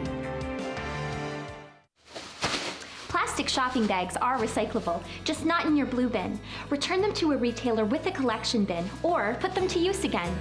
For more recycling tips from Multi-Material Stewardship Manitoba, visit simplyrecycle.ca. Go Winnipeg, go everywhere. River and Osborne in the heart of Osborne Village. And the Gaynor Family Regional Library. From backyards to backstage, the stories that matter live on Shaw TV. I'm here at the Mennonite Heritage Village. We are here at Fort White Alive. Here at the Main Street Farmers Market in Winnipeg's North End. It is the Gimli Film Fest. Go Winnipeg, 7 a.m. and 7 p.m. 7 days a week, only on Channel 9. Mike Valente here, back at Shaw Park as we head to the top of the 5th inning, reminding all of our viewers and fans inside the ballpark to tweet us your pictures at Shaw TV Winnipeg and use the hashtag Let's Play WPG. You're seeing them on the screen as we speak. People having a great time on this Labor Day afternoon. It's a beautiful day, about 20 degrees and sunny. Let me tell you, we're going to be giving away some great prizes. No more tickets to give away, of course. It's the last game, but we've got 3 prizes that we're going to give away to our fans here at Shaw Park as we send it back to you, Scott. Thank you very much, Michael. Mike Valente's done a great job this year. Sure has. Hey, he earned a spot in the Rick Forney treehouse. Oh, he see did? that every day. I don't think anybody from this broadcast crew has ever had that opportunity. I don't think anyone in the media at all has had that. Not even my good friend Jim Toth. No, he never got there. Amazing stuff. As Mike Valente gets to sit on the throne with Rick Forney. So Tony Smith working into the 5th inning. As the Goldeyes hold on to the 7-3 advantage.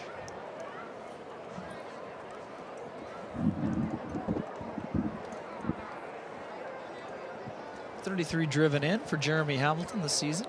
Just a .236 average though, and just the 1 home run. Swing and a miss. Quickly strike 2 to Jeremy Hamilton.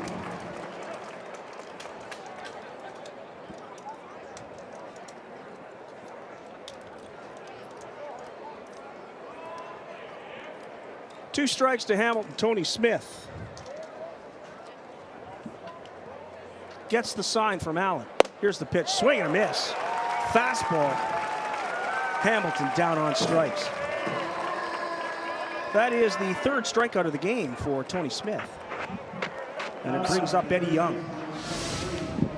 Some real good heat right there, Scott. Fastball. Middle in, tied him up. Goes down on strikes. Real good pitch right there. 88-mile-an-hour fastball from Tony Smith. First pitch to Eddie Young is inside for ball 1. Young today 0 for 1. He grounded out to first back in the 2nd inning.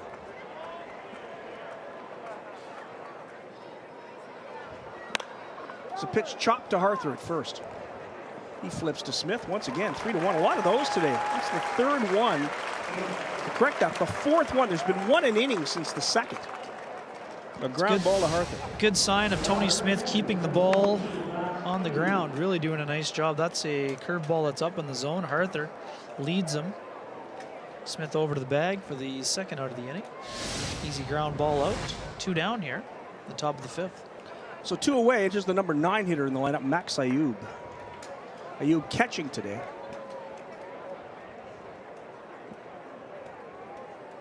First pitch by Smith is on the corner for strike 1. Max Ayoub, the unfortunate goat on Saturday night. 5-4 Lincoln lead. Routine fly ball to right field. Shallow right field. Ayoub lost it in the rain, and it dropped in for a base hit and an RBI. Tied the game at 5-5. And then Winnipeg went on after the game was suspended by that rainstorm to win at 6-5 on Saturday. Yes, and by GOAT, you don't mean greatest of all time in that regard. I do not. The old-fashioned GOAT. Exactly. From the Billy Goat Tavern. There's Ken Oberfell. Off-speed pitch, a little looper. Be a tough play. Greider goes back, and on comes Tillman Pugh, and he makes the catch. Good job by Tillman Pugh to call off Greider, who just got out of the way at the last minute. Let's have another look at this. That was scary. This was an easy play for Pugh, but good hustle by Greider and good communication by Pugh, who did take charge as he should. The guy coming in needs to take charge, and that's exactly what Tillman Pugh did to haul in the third out of the inning. Another 3-up, 3-down inning for Tony Smith. He's gone through 5, allowing only 3 runs. Rick Forney will be very, very happy with that. Goldeyes lead at 7-3. It's the car race. That's always good fun. We'll be back with the bottom of the 5th right after this. It's Goldeyes Baseball on Shaw TV.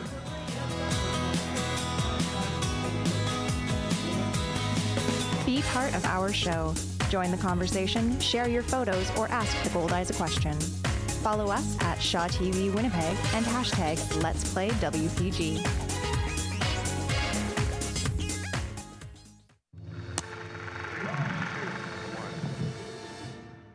Oh, what a day!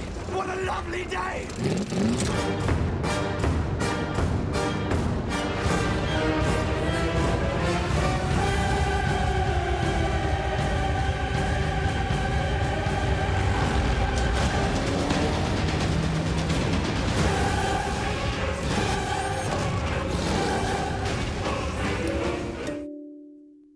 Number 08. We're back here at Shaw Park. You guys were wondering about that white bat. Well, I got the story in the dugout there, guys, Scott and Ken.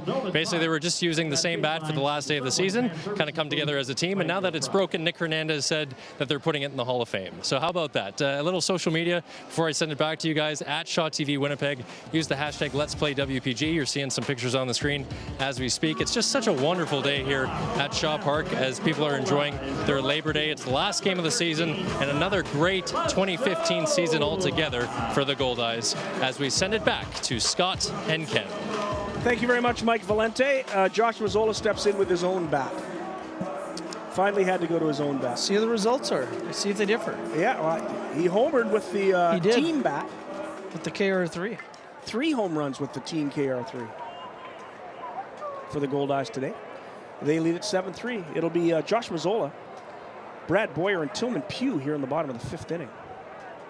Jesse Smith still throwing. First pitch is on the corner for strike 1. It's about now, I tell you, to come out to the ballpark tomorrow. There'll be a game at 7 o'clock. There won't be. Well, not in Winnipeg. Or at least not at this diamond. Not here.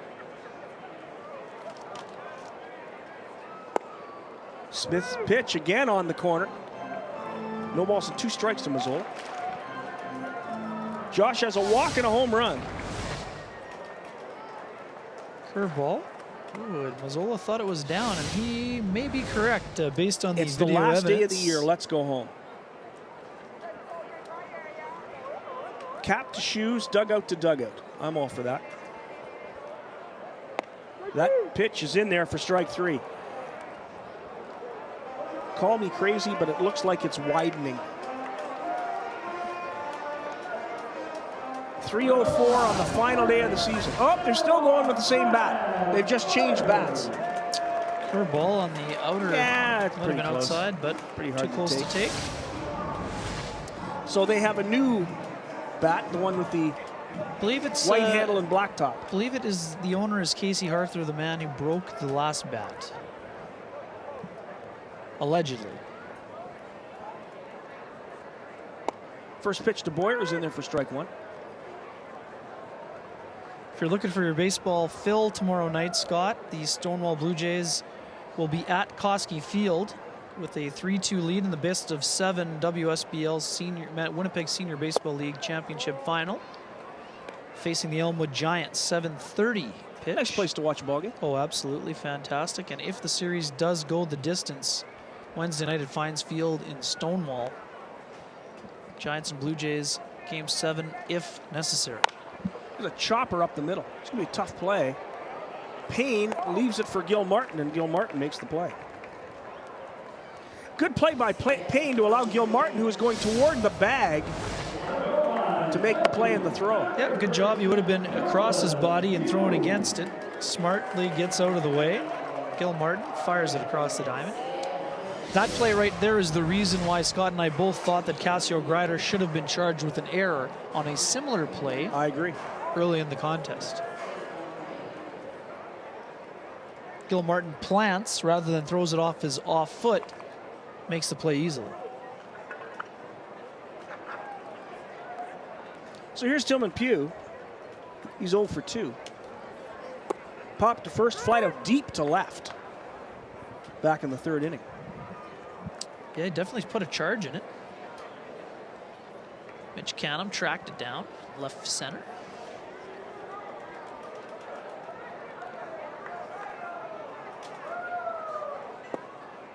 Pitch misses, 1-1 to Tillman Pugh. How do you like the story of Tony Zeich? Tony Zeich of the Seattle Mariners broke a 110-year Major League mark just by showing up on Friday night. He got into the ball game. There's a chopper to third, the shortstop. Whoa, big high hop for Gil Martin. Great throw by Gil Martin. He throws him up. We'll tell you more about Tony Zeich when we come back. Nothing across for the Goldeyes in the 5th. We'll go to the 6th inning. Winnipeg leads at 7-3. Scott Taylor, Ken Weed, Mike Valente. It's Goldeyes Baseball live on Shaw TV.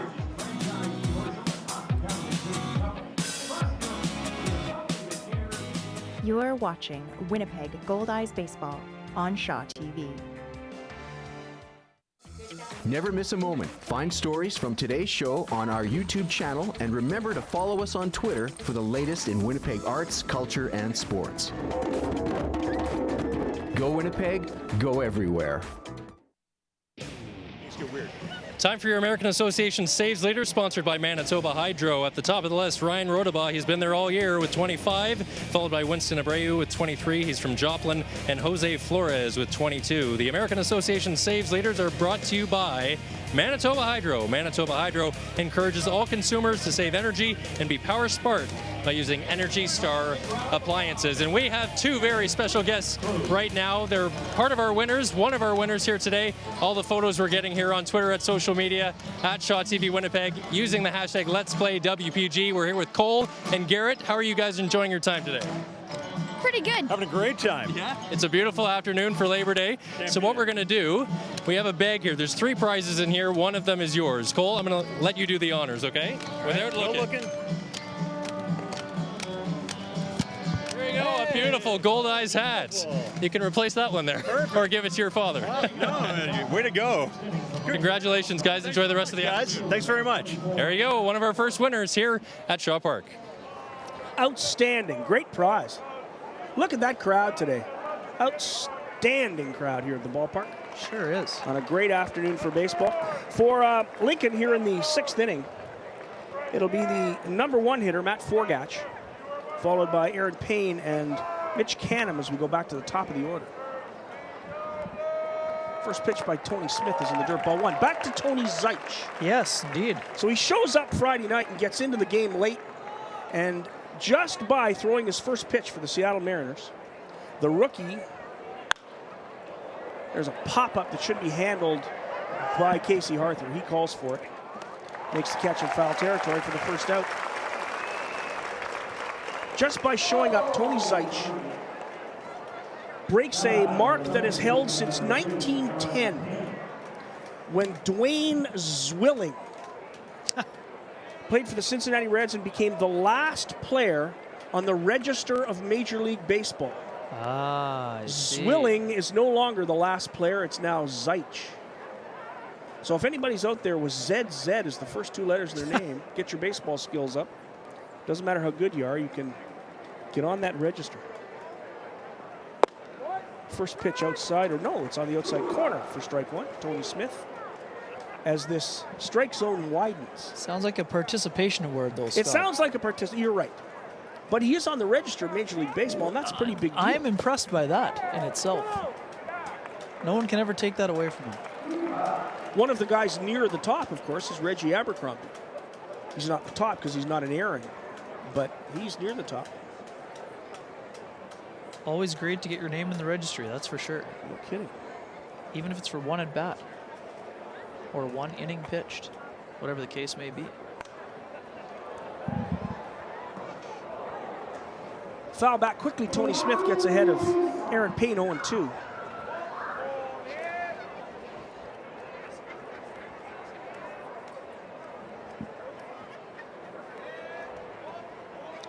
Souvenir for a young man enjoying his day at the ballpark.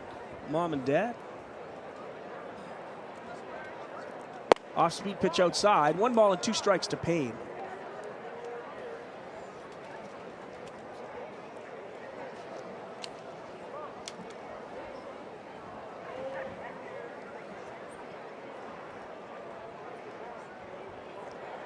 Goldeyes play Payne straight away in the infield, and the outfield is rather shallow. Pitch is fouled back again.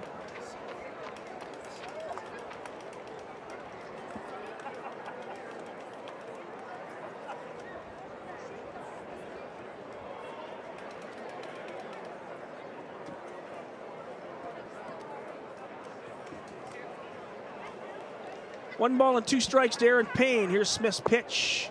Tries to throw that curveball and misses outside. 2-2. He's throwing a few more changeups today as well. A little activity in the Goldeyes bullpen, it appears, Scott. Looks like Brad Mincy from here.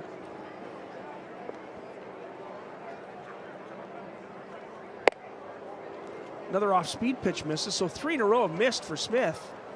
He had Aaron Payne at 0-2, and now it's a full count.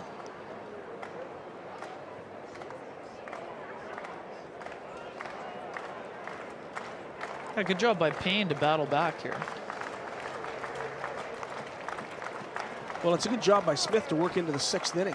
I think Rich Ford is quite happy with that. This one fouled off. Brad Mincy, who's been a really good 2-inning guy for this team. Kind of taken the long reliever role, though he hasn't had to use him much. Yeah, Smith's been fantastic, Scott. Just 3 hits today for the Saltdogs, though they have put up 3 runs.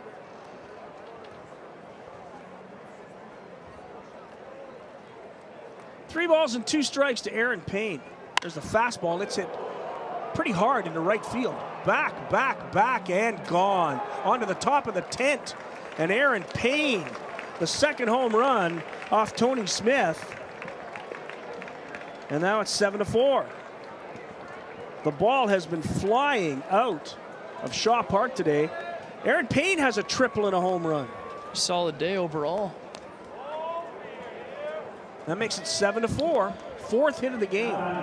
Yeah, this doesn't look like the swing of a man with 2 home runs coming into the at-bat. Aaron Payne works the count full, gets a pitch up in the zone, and absolutely punishes it over the wall when he's an insurance sign, Scott. And onto the tent out in the picnic area.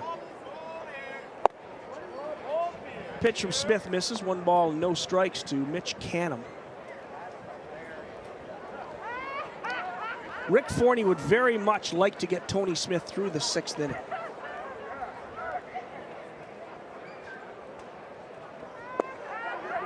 That pitch is low. 2 balls and no strikes to Canham.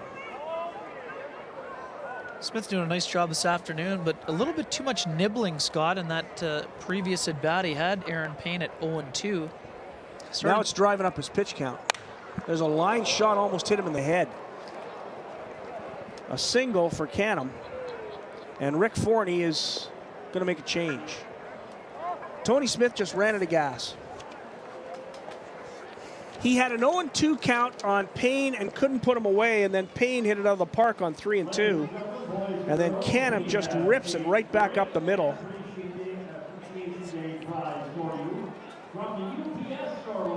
And I think Rick Forney is quite pleased with how Tony Smith pitched today. Leaves the ball game with a 7-4 lead. He is responsible for Canham at first base. And Brad Mincy is going to come in for the Goldeyes. And we have a pitching change. Tell us about Brad Mincy. The right-hander, Scott, coming on for the 40th time this season, 23rd time since joining the Goldeyes. 0-6 record overall, 0-3 with the Goldeyes, 4.13 earned run average. He did make 1 spot start. 24 innings pitched, 24 hits, 11 earned runs, 5 walks, 18 strikeouts. Opponents hitting just .253 against Mincy after his arrival in Winnipeg, Scott. So Brad Mincy, who hails from Wilmington, North Carolina. He played in High A in Jupiter, Florida last year. You've been to Jupiter, haven't you? Yeah, that's where the Expos used to be. It's where St. Louis is now. Beautiful park. Tremendous park. No, I saw the Cardinals at Port St. Lucie. I didn't make it down to Jupiter, though I do plan to. That's a great place for baseball, but it's way off the road. It's work to get to. I was planning on going this year, but I opted for Clearwater instead, I believe. That's what happened. I think Mike Valente is ready to go someplace. Where are you, Mike? We're in Section O. We're just walking down the road here, so to speak, with our next set of winners. This is Jeremy, and what's your little guy's name here? That's Jacob. Jacob, how are you? You doing well? I don't know if the camera can see him. There you go. Little Bashville. Okay, we're going to give away a prize. We got 2 left. You can pick one out of the bag. Okay. I don't know if Mackenzie wants to do this. Oh, he's ready to go. Just one now. You got one? Oh, he's looking. You're cheating. Oh, a Goldie mascot. A nice stuffed animal there. Oh, he doesn't like it. He wants something else. You want Goldette? Do you like the girls more? Okay, maybe he'll warm up to Goldie there. Thank you very much, Jeremy. What's part of the reason you're here today? Well, my father-in-law's friend's son is playing for the Saltdogs. There you go. Mackenzie King, so we came to see him. Probably not going to play, but at least we got to meet him and say hi and absolutely catch up a little bit. So, well, it's a pleasure to have you here. We wish you the best for the rest of the Labor Day weekend. Thank you very much. Okay, thank you. Back to you, Scott. Outstanding. Thanks, Mike. Mackenzie King was the loser of the Saturday game on Sunday. Sunday game, the suspended game, to drop to 1-5 on the season, a 5.70 earned run average this year. It's been a tough year for Mackenzie King. Quite an effort by Matt Jackson, though, for the Goldeyes. Oh, what an outstanding performance that was. Matt Jackson pitched beautifully on Saturday night. 9 complete innings. Gave up 10 hits, as he is wont to do, but he scattered them. Here's C.J. Ziegler to face Mincy with a runner on first. This could make it 7-6. You don't want to get it up to C.J. Ziegler. First pitch by Mincy misses outside for ball 1.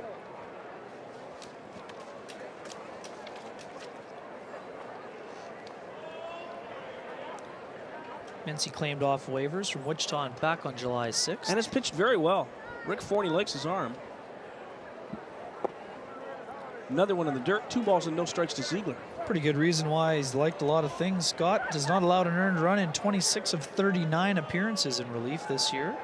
Made his first career start at Quebec, August 26th, going 3 strong innings. There's a chopper off the foot of C.J. Ziegler. That was in that doubleheader contest after a rain out the night before.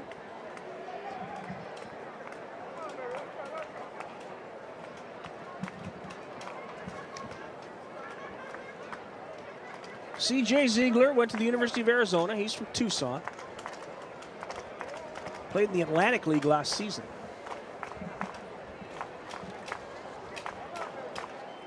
One ball and 2 strikes. Mincy gets the sign from Allen. There's the pitch, and it's chopped foul again. 2-2 to Ziegler.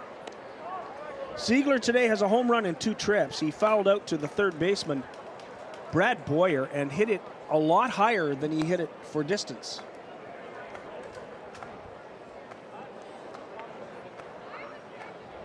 Mincy worked on the second, Scott. 2 scoreless innings against Sioux Falls.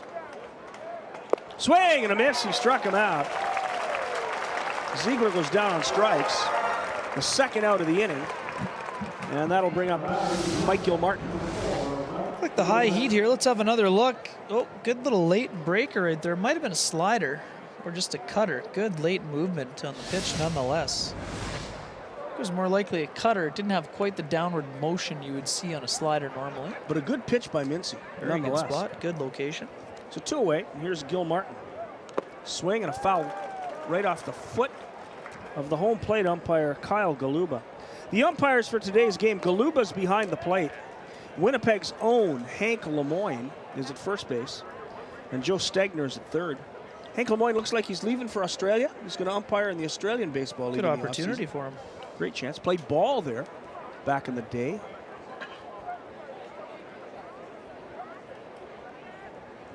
Swing and a miss, strike 2. So Mincy gets way ahead of the shortstop, Mike Gilmartin.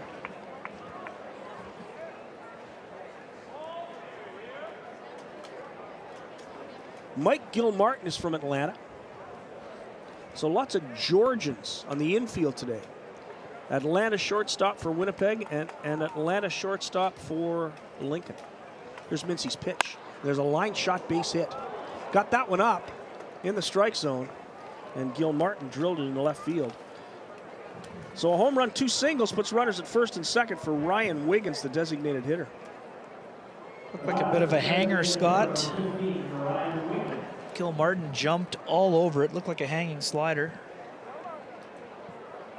Drilled past James Boddicker. Nothing he could do on that one. It's a couple runners on. So 2 on, 2 out. A run in. It's 7-4 Goldeyes. We're in the top of the 6th inning. Mincy gets to face his first right-handed hitter.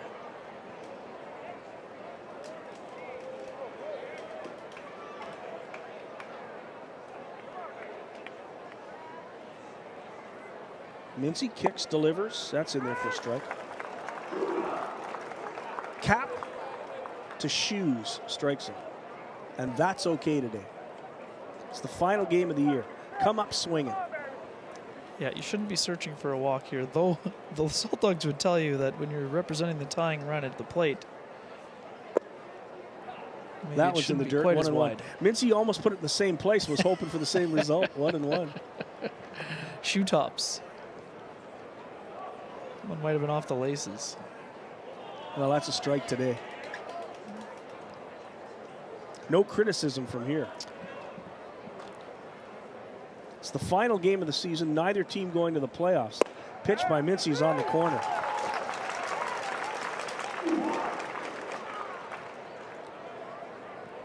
Every at-bat should come with a disclaimer. Come up swinging, boys. Some of these guys are going to have to think about bringing a longer bat up there to the plate. If they're only using one, they better use one that's long enough to get to the outside corner. 1-2 to Ryan Wiggins. Mincy gets the sign. There's the pitch, foul back. Wiggins stays alive. Good pitch by Mincy.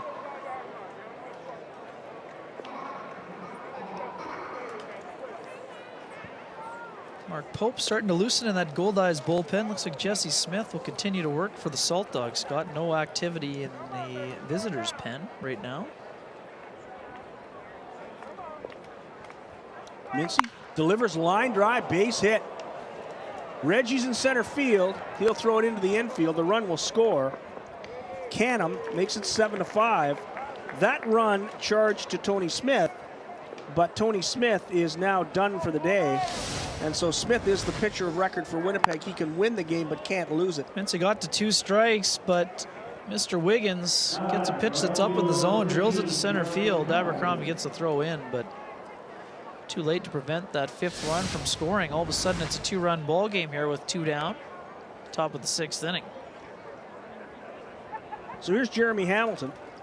He flied out to left and struck out. Both runners on right now are the responsibility of Brad Mincy. Mincy's pitch is foul back, strike 1. Good fastball in the inner half, ties up Hamilton. It's been a recurring theme here this afternoon. A lot of tough pitches in on the hands for the former Goldeyes outfielder. 2 on, 2 out, Mincy's pitch. And that's low. 1-1 to Jeremy Hamilton.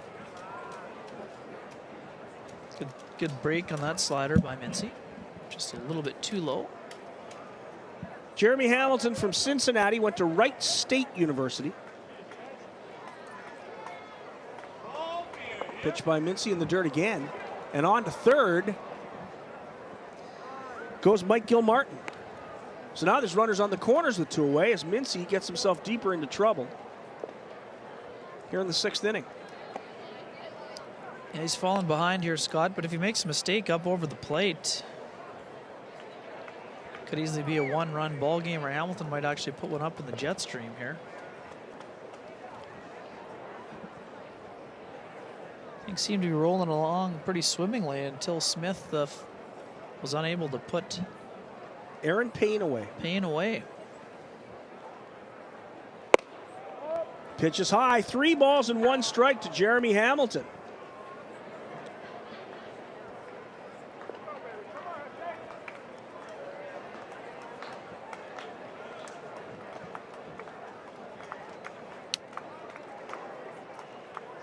Runners on the corners. Mincy gets the sign from Allen.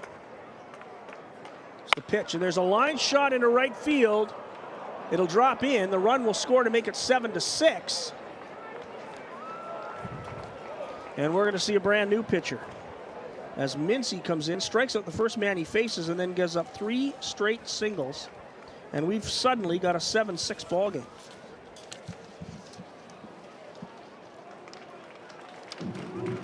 So Brad Mincy is done. And here comes Mark Pope. We got a pitching change. Tell us about Mark Pope. The right-hander Scott coming on for the 32nd time this season. 1-2 record, 5.36 earned run average. 40 1/3 innings pitched, 57 hits allowed, 29 runs, 24 of which are earned. Only 4 walks to go against 22 strikeouts. Opponents have hit .333 against the right-hander. So the new pitcher for the Winnipeg Goldeyes is Mark Pope. Oh, Gregory's dancing. This could be one of the highlights of the season if he's in the mood.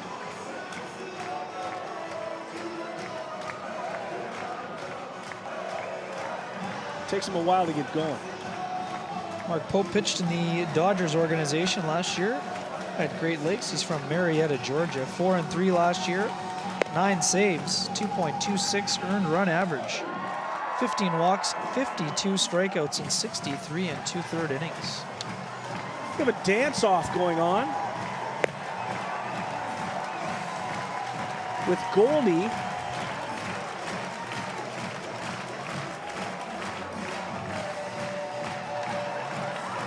And Chase Cunningham of Lincoln.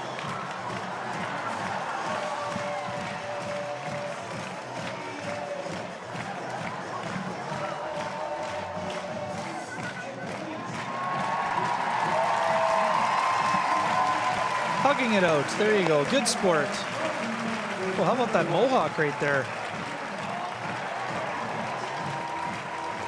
How about it? Well, that's Jeremy Hamilton with the red mohawk. I correct myself. Jeremy Hamilton. What a job by Jeremy Hamilton. Him and Goldie getting it done.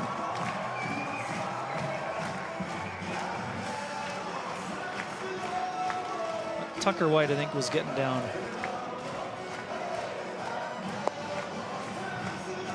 Hamilton. Regardless, it's a great mohawk. It is. Regardless, it's the best mohawk ever. There you look at Brad Boyer. He doesn't have a mohawk. So Mark Pope will come in to face Eddie Young. It's bold. There it is. It's a bold mohawk right there. There's a young lady who was dancing as well, enjoying her day at the ballpark. So Mark Pope comes in with trouble on the bases. Runners at first and second. 2 away. We're in the 6th. 3 runs in already in this inning, as Lincoln has made a 7-2 lead, now a 7-6 lead. Stressful situation for Pope indeed. Pope kicks, delivers, off-speed pitch high. Ball 1.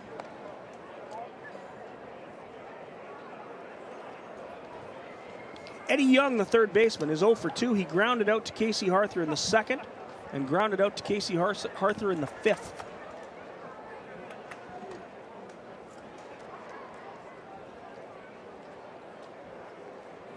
Swing and a miss. 1-1 to Eddie Young.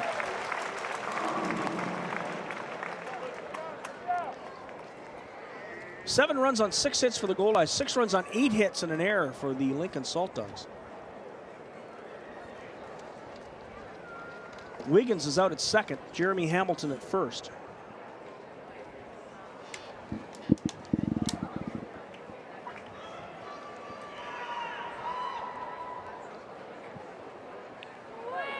And there's a fly ball to center field. Hit pretty well, but not a problem for Reggie. He makes the catch, and that does it. The threat is over, but 3 runs on the board. 3 runs on 5 hits. No errors and 2 men left.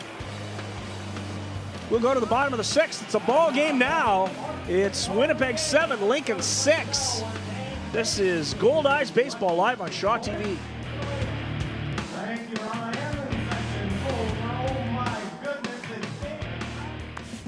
Be part of our show. Join the conversation, share your photos, or ask the Goldeyes a question. Follow us at Shaw TV Winnipeg and hashtag Let's Play WPG. Sometimes we all need our space. And that goes for recyclables too. Toss them loosely into the bin without stuffing containers into one another. For more recycling tips from Multi-Material Stewardship Manitoba, visit simplyrecycle.ca. Joined now by Reggie Abercrombie. Where's your sidekick, Mazzola? I have no idea who my sidekick is. He's no longer with me, but I brought a new sidekick, Nick, the main man, Hernandez. Beautiful. We just talked to Nick. Reggie, tell us about the 2015 season in your mind. How nice was it to be back in Winnipeg? It was nice to be back. You know, anytime you got a lot of teammates, a lot of friends on this team, it's fun. So, you know, I enjoyed it last year. Happy I came back this year, and hopefully I can come back next year. Absolutely. Now, Nick, I heard a rumor that maybe your son might be in the bullpen next year. Can you comment on that? As long as it's left-handed and not right-handed, so I'm going to do my best to tape his right arm behind his back this year and get him throwing left-handed. Yeah. Do you have any plans, Reggie, for the off-season? Just going home, just to chill, be with my family, watch football, like Nick said, enjoy time with the family, and just go play more baseball after that and come back here. Perfect. Thanks very much for your time, guys. Thank you. Thank you. Reggie Abercrombie and Mike Valenti. Of course, Reggie will go to Mexico if he can. Oh, he'll be there. Go home for a few weeks and then head to Mexico. Never met a camera he didn't like. He has not. And he's been good to us. Yeah, and as a member of the media, we'll take more of those guys. Oh, yeah. More Reggie Abercrombies, not fewer. Here's Ryan Babineau. One of the nicest guys you'll ever meet in your whole life, Ryan Babineau. Great, great guy. But it's been a struggle the last couple of weeks, but he drills one down the third baseline. That could have got him off the schneid. Instead, it was a foul ball. A little more activity in the Goldeyes bullpen. Is that Rhett Warner? It looks like. It's Rhett, number 10.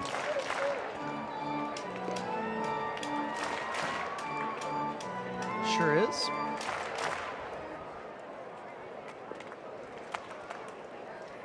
Carved out a nice role Varner, for himself. Varner's had a tremendous year. In fact, Rhett Varner has allowed just 2 earned runs in 25 appearances dating back to July 12th. His ERA is 0.54 over that stretch. Wow. I would say that's why he earned himself a pretty important role in that bullpen. Numbers back it up. If things go according to plan for Rick Forney, Varner will pitch 7, Lafferty will pitch 8, and Highland Peguero will pitch the 9th. Makes sense to me.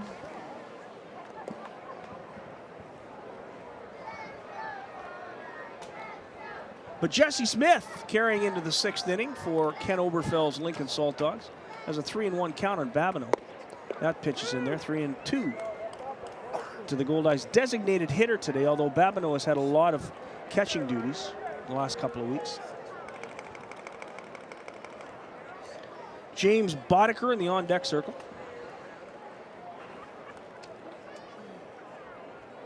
Off-speed pitch, swing and a miss. Second time today, Babineau has struck out. First out of this 6th inning. That'll bring up Boddicker. Connor Spink, the left-hander, starting to warm in the Saltdogs bullpen, Scott.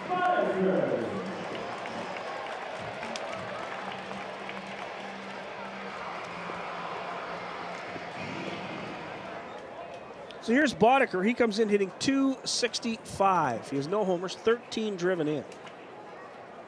He has a double today and 2 trips.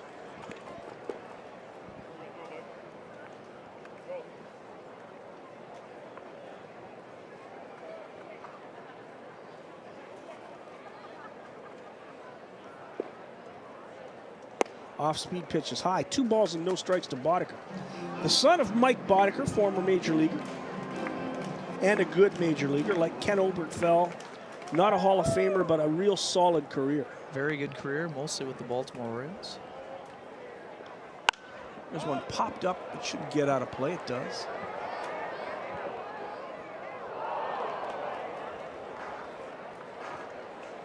Two balls and a strike to Boddicker.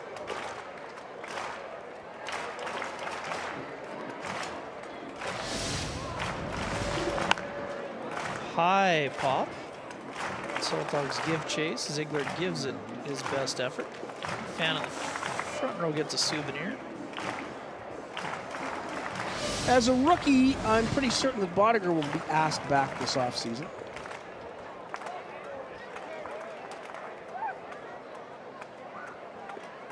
Two balls and a strike. Foul back. Been a pretty good utility guy. Could play second base. From Overland Park, Kansas. Spent most of the season in Kansas City. That was odd to see a Kansas City guy get released by the T-Bones.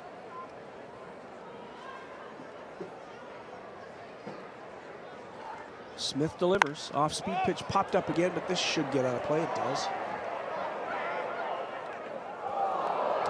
Boddicker having himself a good at-bat here. Spoiling a couple of tough pitches.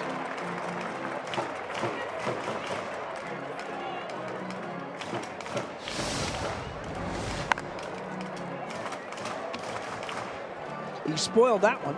Got way back. Not good fielding in the crowd today. Oh, good recovery there. Good, and a nice young lady makes that catch. Good job. 2 balls, 2 strikes to Boddicker. One out, nobody on. We're in the bottom of 6. Smith's pitch way outside. Counts full 3-2.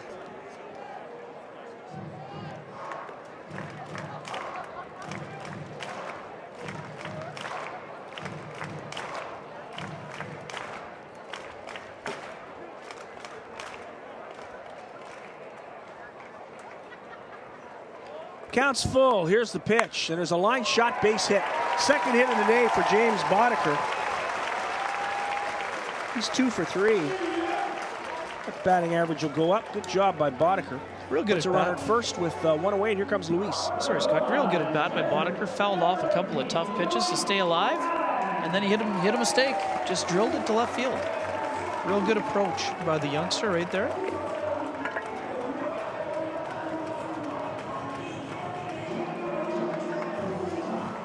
Luis today has a walk and is 0 for 2. He lined out to the right fielder in the second and grounded out to second base in the fourth. And Kenny Oberkfell, I think, has seen all he's going to see today.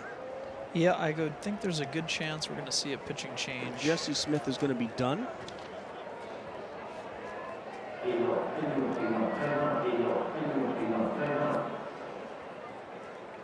And he's calling for the left-hander.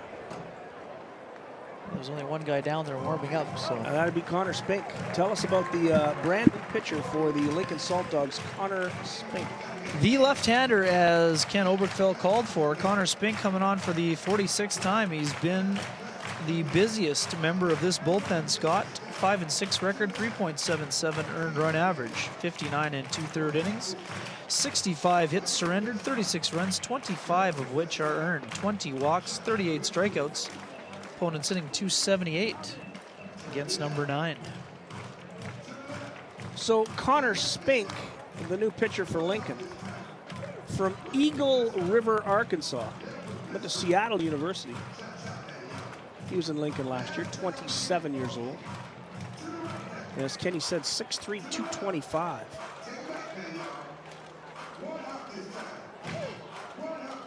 He's been busy. Easily the Your busiest Lincoln pitching member. change brought to you by Shaw On Demand as you have a look at Connor Spink. 46 appearances I mentioned. Mackenzie King is second out of that bullpen with 29. So he has been the workhorse from that bullpen. He's the Brendan Lafferty of the Lincoln Saltdogs. Good parallel right there. Although this is his 47th appearance, Lafferty is about to make his 58th, his record-setting 58th today.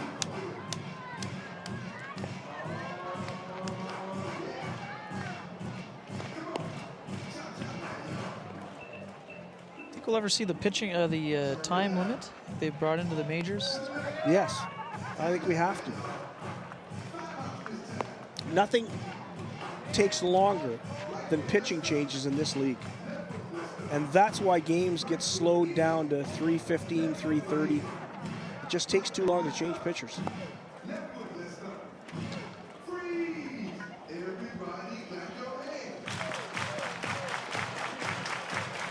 There is a Goldeyes fan right there. Great beard, great hat. Let's go down and talk to Mike Valente. He's out in the crowd. Mike, where are you? We're at the bottom of Section I here with Tara Maslowski, promotions manager, I should say. You sang the anthem today, Tara. How did that feel? It was really good. We kept it a surprise. We kept it hush from everybody in the office, and I think we pulled it off. Well, I think a lot of people were surprised too, right? I think so. You know, I kind of keep it quiet that I can sing, so I came out and surprised everybody. Tell us about all the great theme nights that you've worked on this year. We had Country Night, of course. We came out for that. Zombie Night, Hockey Night. It's a tremendous amount of dates you guys do here at Shaw Park. It is, and again, it's very family friendly. We want to attract the young kids, you know, and even the older crowd too. We had lots. We had country, we had hockey, we had our first ever Zombie Night. You know, we did Ukrainian Night. So we got a lot planned for next year, and we're very excited to get that planning underway. Well, Shaw TV and you guys, we got to sync the schedules for Zombie Night because I want to be there for that one. I really think we do. I think you'd look good in some costume and makeup. Oh, thank you very much. Back to you, Scott. Thanks, Mike, and thanks, Tara Maslowski. Of course, whose dad, Jerry, was the marketing director of the Bombers for years and years and years.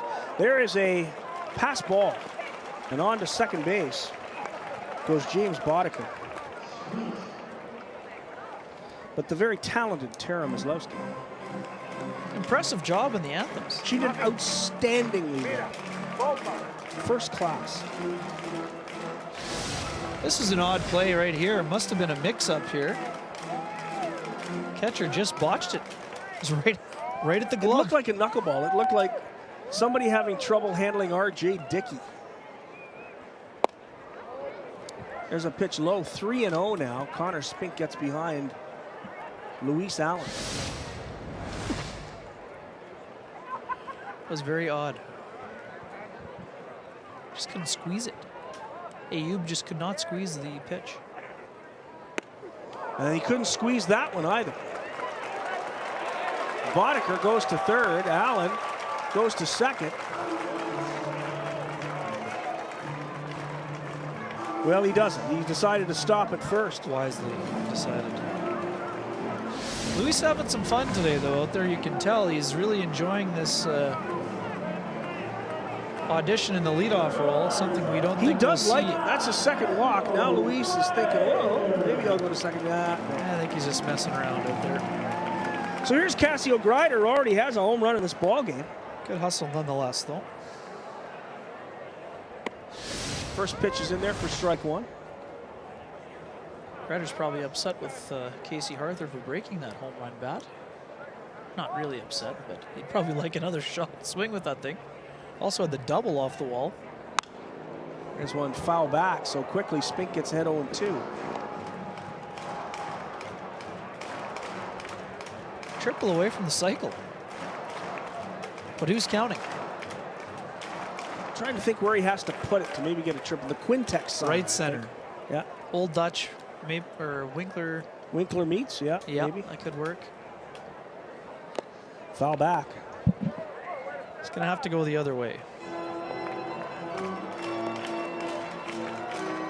Though with the Grider speed down the line, either way could work as well. Wouldn't want to rule him out for a triple into the corner.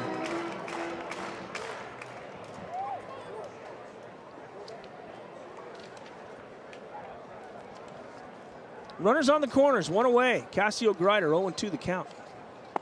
That's inside. 1 ball and 2 strikes to Grider. Reggie Abercrombie in the on-deck circle. Goldeyes lead at 7-6. They can use this run to help out the bullpen. Rhett Varner warming up. He'll be coming in for the 7th inning.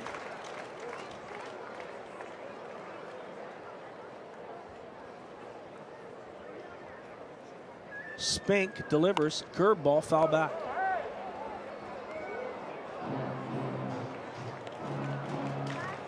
You wonder if after 2 pass balls, Max Ayub was just as happy to see them fouled off.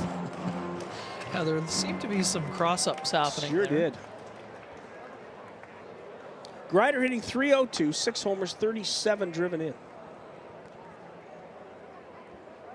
Here's the pitch, that's inside. 2-2 the count to Grider.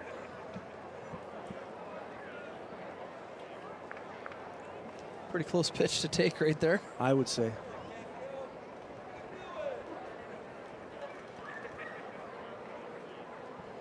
Luis with a good lead at first. Bodeker's at third. There goes Luis. Swing and a miss. Throw down to second. Luis Allen has stolen second base. He does like that leadoff spot. 4th steal of the year, Scott, for Luis Allen. Grider strikes out, but Luis gets a stolen base. Goldeyes catcher's only been caught twice. Not a bad throw by Ayub, a little bit high. Allen just got the foot in there in time. Very close play at second. Good hustle by Luis. Left-handed sidewinder. A good pitch to the plate. Tag was high, Allen in there. His 4th steal of the year, gets himself in a scoring position. There's a line drive base hit. Reggie Abercrombie hits the first pitch, and Luis is going to score from second. It's a 2-run single for Reggie Abercrombie. His second and third RBIs of the game, and the Goldeyes have taken a 9-8 advantage. 3 RBI for Josh Mazzola, 3 for Reggie Abercrombie, and 3 for Cassio Grider. Pretty impressive showing here for the 2, 3, and 5 hitters in the lineup. Nice piece of hitting by Abercrombie. Jumps all over that fastball, drills it to left field. And Luis Allen manufactures himself a run. Gets a walk. You talked about him being a leadoff man. Scores from second on the single. I think he's telling Rick Forney, I like this. Bring me back next year, I'll be your leadoff man. Yeah, I don't think that'll be happening. I don't either, but wow. He's having some You're fun right, on it. he pulled a rail cat right there. That's some manufacturing right there. There goes Reggie. Ball's mishandled by Max Ayub, and Reggie steals second. It's Abercrombie's 11, still runs very, very well. Sure does. Great jump by Abercrombie. Straight steal, as you can see right here. Is that our slide of the game? That's a beauty. Good potential. Pitch is low and inside. 2 balls and no strikes to Harther. I don't know. That slide was pretty good by Luis. Some candidates here tonight. This afternoon, pardon me.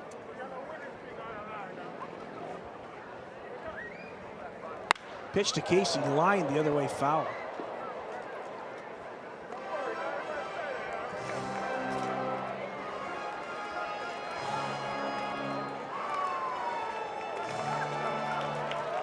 One ball, or rather 2 balls and 1 strike to Casey Harther. Abercrombie at second, 2 away. Goldeyes will put a 2 spot up to answer Lincoln, and there's a line shot the other way. That'll score another run, that'll be a double. Abercrombie scores easily from second base.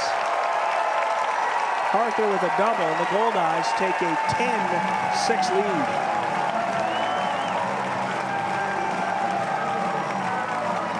A double for Casey Harther. Abercrombie scores standing up from second base. And it's 10-6 Winnipeg.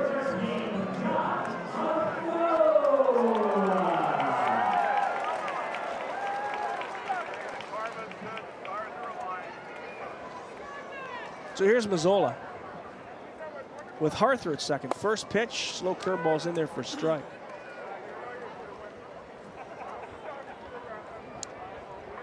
Goldeyes putting up some insurance here. Important after giving up that 3 spot. On the top of the 6, come right back with 3. There's a pitch right down the middle at 86 miles an hour for strike 2. So 0-2 to Josh. Josh might have been looking for the off speed there, got the fastball.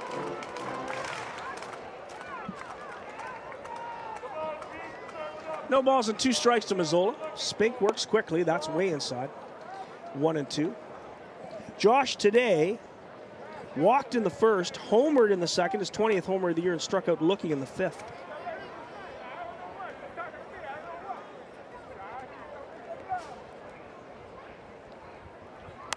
Foul back. Mazzola protecting the plate. 1-2 to Josh.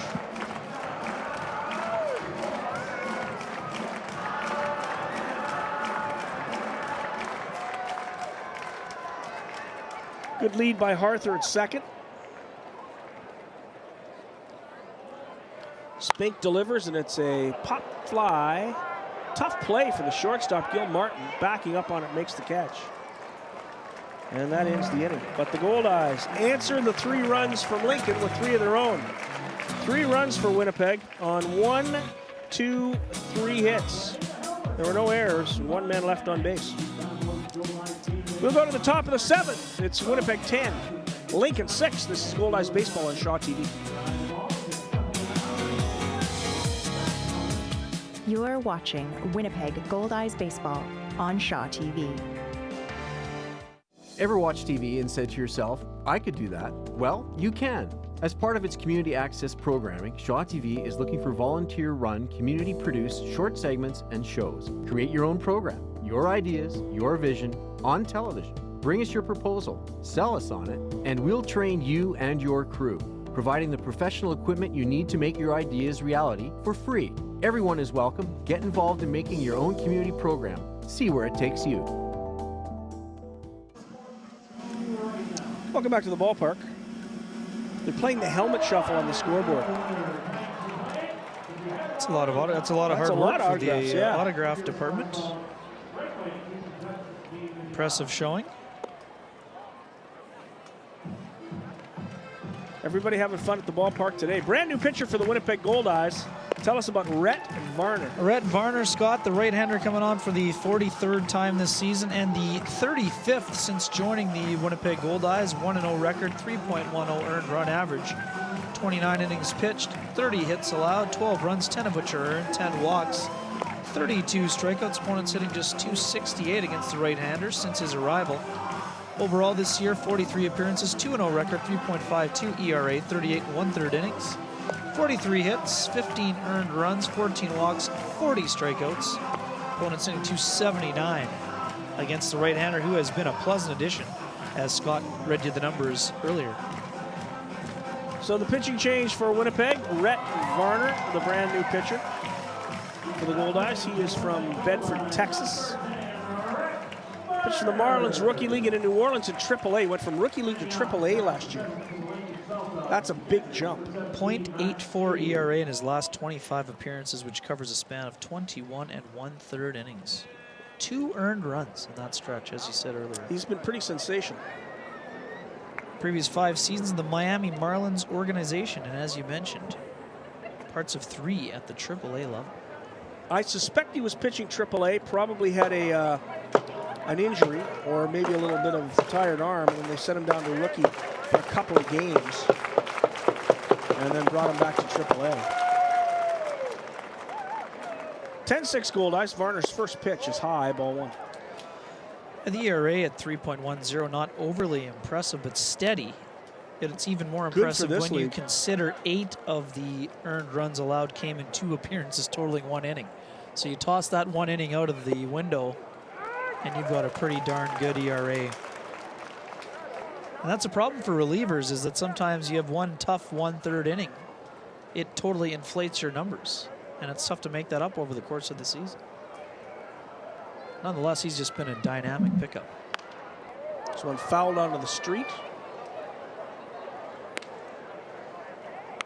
This is Max Ayub, the catcher. He's the number 9 hitter. Then we'll go back to the top of the order in Forgatch and Payne.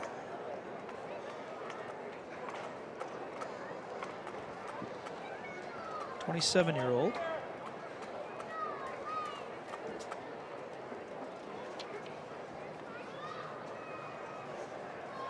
Varner is hit hard. Reggie gets on his horse. It'll be over his head. That was drilled by Ayub. It's up against the Winnipeg Dodge sign. Reggie gets it back in quickly, and it's a double for Max Ayub. Ayub might have been crossed up a couple times last inning on a few of the pitches, but he was not fooled there by Varner. Drills a double over the head of Abercrombie to left center. Abercrombie gave it a good run, but this is over his head. Good hustle to get the ball into the infield. It's a double, though. Bringing up Matt Forgach, the leadoff man for the Saltdogs. Tough out, Forgach. He is 1 for 3 today. Infield single in the first inning, struck out in the third, and then fouled out to Casey Harther back in the 6th.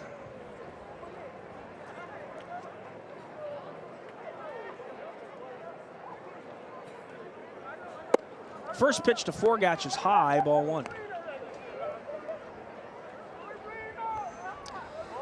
Dave Price, the world's greatest Goldeyes fan, is getting into it right now. He is enthusiastic. He is the king heckler today at the ballpark. It's a long time between games. You better get them all out now. There's a pitch on the corner.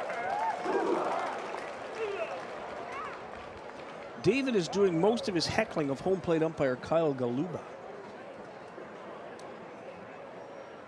Well, as players would say, the zone has sort of been floating a little bit today with the score. Ayub at second. Forgach at the plate. Here's the pitch. It's foul back. So Varner gets ahead of Forgach at 1 and 2.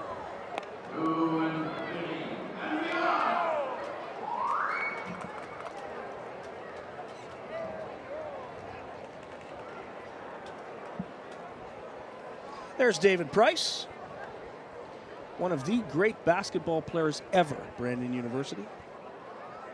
Longtime referee, too. Tremendous referee. 1 and 2, the count to Forgach. It's the pitch. High, 2 and 2.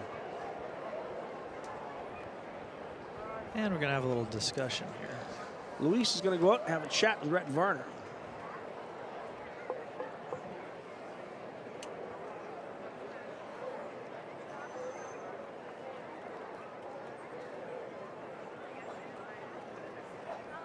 So Ayub is still at second base.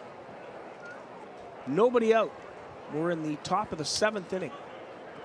Approaching 20 hits combined for the both ball clubs here. Each Both of them teams have have 9. 9, yeah. Pitch by Varner. He did not go, and the count's full at 3 and 2. I anticipate Brendan Lafferty getting up at some point during this inning. Probably on schedule to pitch the 8th.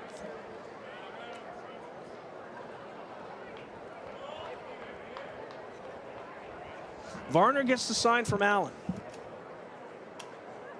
The pitch, and it's popped up. Good pitch by Rhett Varner. Harther calls for it. He makes the catch.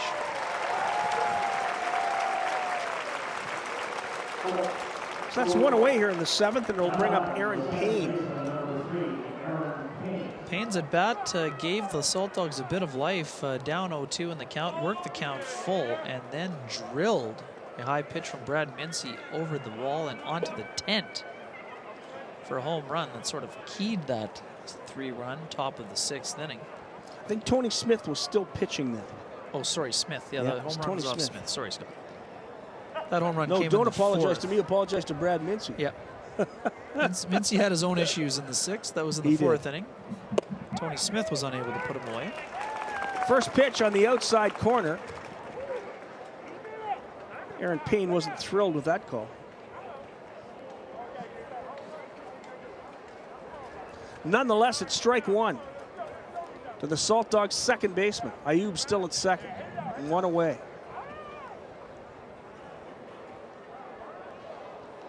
Payne fouled off. 2 strikes to Aaron Payne. Into the on-deck circle comes Mitch Canham.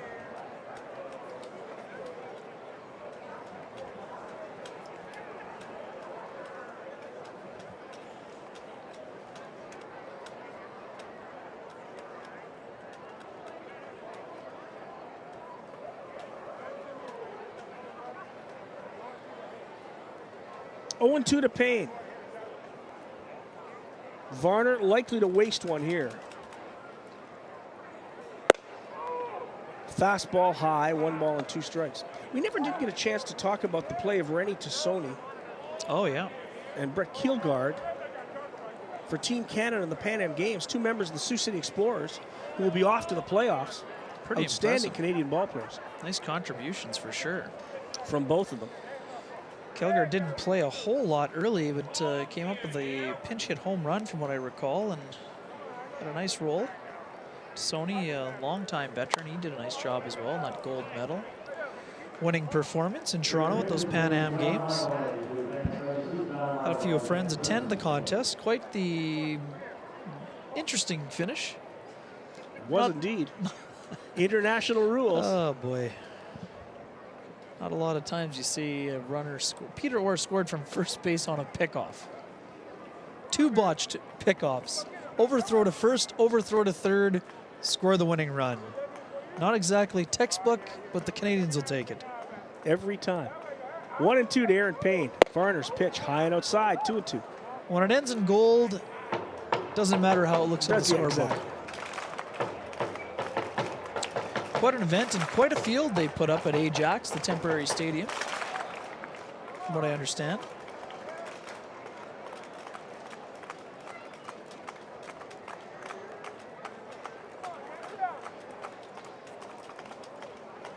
Two and 2 to Aaron Payne. Varner delivers, swing and a miss. He struck him out. Good pitch, got it down. Rhett Varner takes out Aaron Payne for the second out of the inning. Let's have a look at this pitch. Some good heat, Scott, and look at the late tail on that fastball. Really good pitch, just blew him away right there. Real nice pitch. Just below the belt. Stubby Clapp, the hero of the Miracle on Grass at the 1999 Pan Am Games. Stubby coaching third base for that Team Canada squad that won gold in the men's baseball event at the Pan Am Games. Former big leaguer, Stubby Clapp. So here's Canham. Ayub still on second. First pitch misses, ball 1. Guess who's getting up in the bullpen? Well, there he is. About to make appearance number 58 this season. A new American Association record.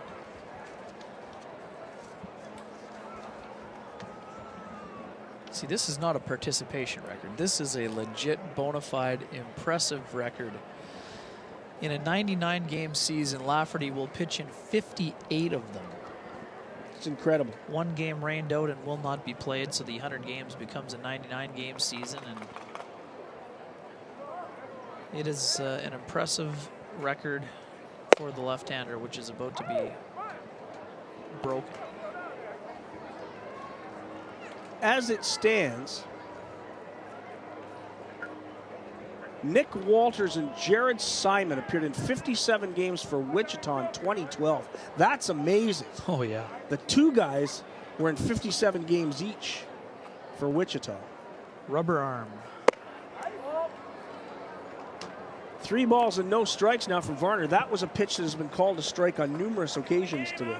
Well, Chris Kissick wasn't too far behind Lafferty in a couple of those 50-plus appearance seasons either for the Goldeyes. Lafferty has already, of course, been in 57 this year, so he's tied the mark. He was in 55 last year and 53 in 2013. Varner's pitch right down the middle, 3-1 to Canham. Mitch Canham yesterday was 0 for 4 and did not play in the series opener on Saturday. Brian Joint, the longtime American Association outfielder, on the bench here today. There's one fouled off, so Varner has cut it to 3-2.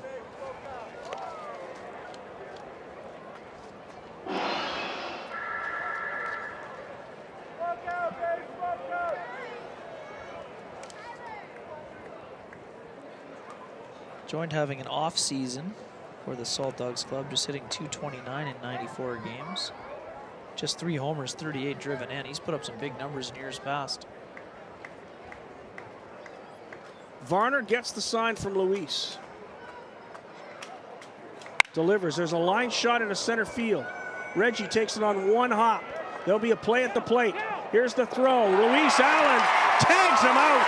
What a great throw by Reggie Abercrombie, and a great job by Allen to take that one hopper and put the tag down. What an outstanding play by both Abercrombie and Allen, and the Goldeyes are out of the inning with no damage.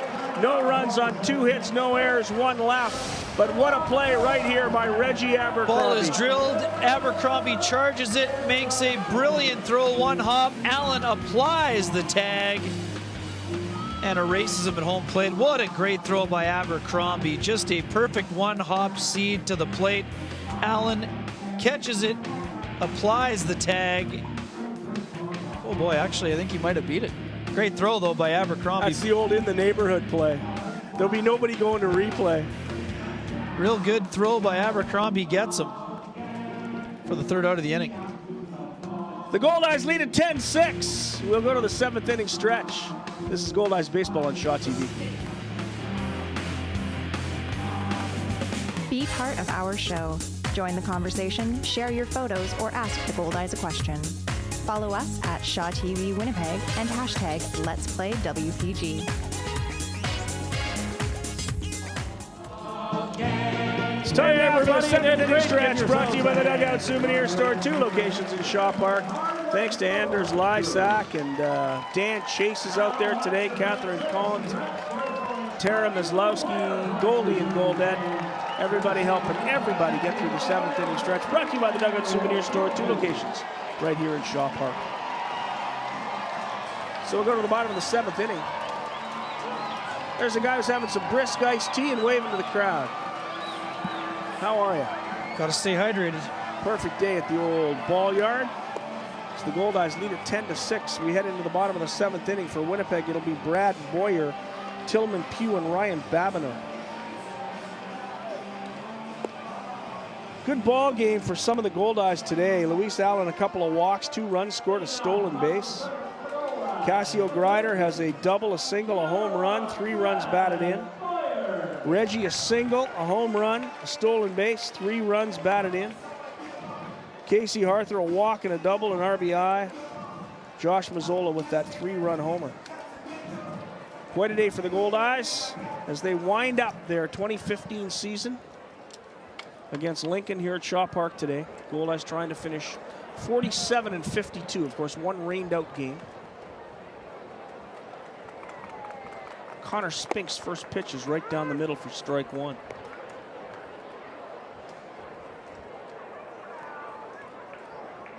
We talked about it earlier this season, Scott. Goldeyes have had to replace Ethan Hollingsworth in the rotation when he decided to retire. And Chris Salamita, when he didn't show up on the plane for training camp, that sort of set the Goldeyes back, and that was a tough one to recover from. It was going to be hard enough to replace Hollingsworth. And the rotation depth just took a hit with Salamita. Obviously, he would have had 2 real good left-handers in Nick Hernandez and Chris Salamita. It was just a tough obstacle and hurdle for the Goldeyes to overcome. They had those injuries during the season. Nick Jackson, Cassio Grider was out for a long time. Brad Boyer banged up a bit. Numerous Goldeyes playing through injuries.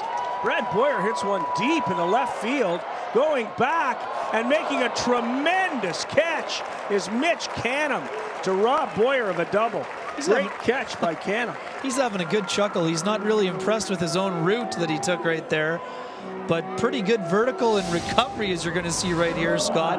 This ball's hit really hard. Boyer goes the other way, up into that jet stream in left field. Looked like it was maybe going to be over the head of Canham, but he showed some good vertical right there. Some good hops right here. Nice job of stealing an extra base hit away from Brad Boyer. That's a tough luck play right there for Boyer. So here's Tillman Pugh. 0 for 3 today. Pitch by Spink is way outside for ball 1. In the first inning, Pugh popped out to first. In the third, he flied out to left field. And in the 5th, he grounded up to short. Swing and a miss. 1-1, the count to Tillman Pugh. Oakland, California's Tillman Pugh. Loved playing in Winnipeg this year and desperately wants to come back. Certainly a place a lot of players would like to play in independent baseball. There's a fly ball the opposite way, foul. Another souvenir for the folks in the lower patio deck. Real good fan support here, as we see on an almost nightly basis. Real good organization. This team tries to win every year. The record speaks for itself. As you mentioned earlier, just the 3rd time in franchise history the Goldeyes will finish under 500. 1-2 the count, and just about hit him. 2-2. Count to Tillman Pugh.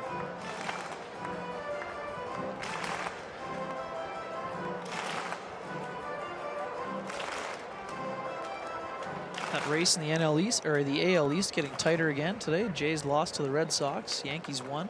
Back to a half-game lead for the Blue Jays. There's a pop-up. C.J. Ziegler has a beat on it, makes the catch. There's the 2nd out of this inning.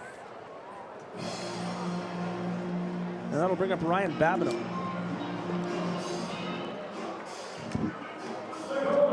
Afternoon Labor Day baseball across North America. Tigers played the White Sox today, didn't they? Indeed. Tigers win. Tampa Bay. They beat Tampa 5-4. White Sox were Cleveland, I think, today. In Chicago, Comiskey.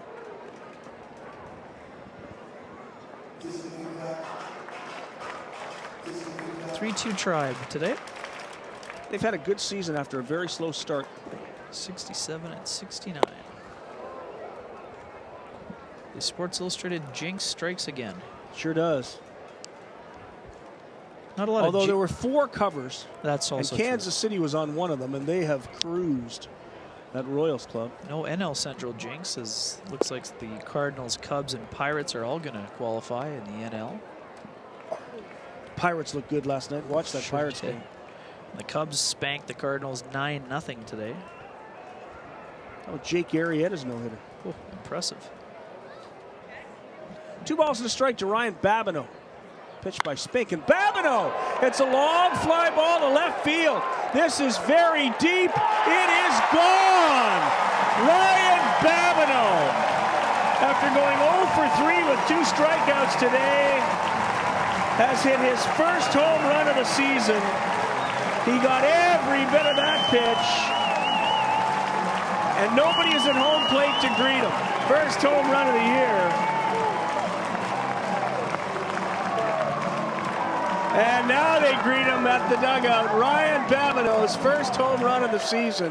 Yeah, tough to give the guy the silent treatment when he hits his first of the year. People were pretty fired up. Jays gave Kevin Pillar the silent treatment yesterday.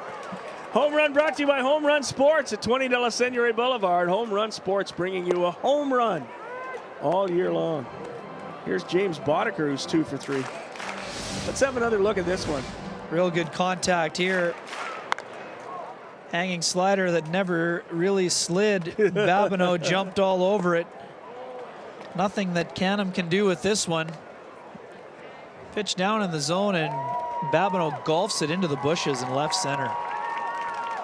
Ryan Babineau's first home run of the year. We talked about how it had been such a struggle the last couple of weeks for Ryan Babineau. And on his probably his last at bat of the season, he hits it out. Adam Heisler thrilled for him. You won't find a better guy than Ryan Babineau. Good for him. 2 balls and a strike to James Boddicker. Pitch by Spink, foul back. 2-2 the count.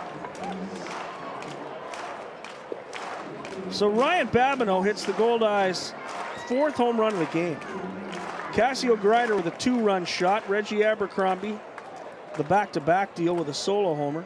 A 3-run bomb by Josh Mazzola, and that solo homer by Babineau. Oh, what a catch! Boddicker is robbed. Tremendous effort by Aaron Payne at second base. And that'll end the inning. But the Goldeyes get another run on a home run by Ryan Babineau. No errors, nobody left on base. We'll go to the top of the 8th inning. It's the Goldeyes 11, the Saltdogs 6. This ball's drilled by Boddicker, and Payne just lays out. Another prime example. If you're on the field, you may as well be playing hard. What an outstanding effort by Aaron Payne. The diving stab robs Boddicker of a sure single. Thank you, Kenny Weed. Mike Valente is with us. I'm Scott Taylor. This is Goldeyes Baseball on Shaw TV.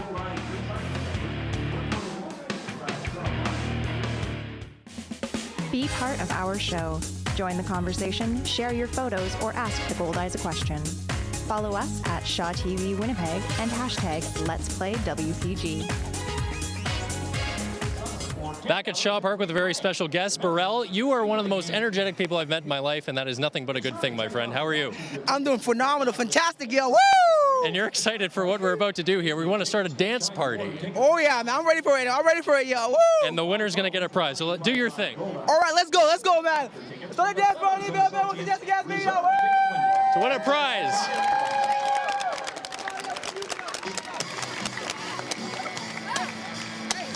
Let's start dancing for a prize.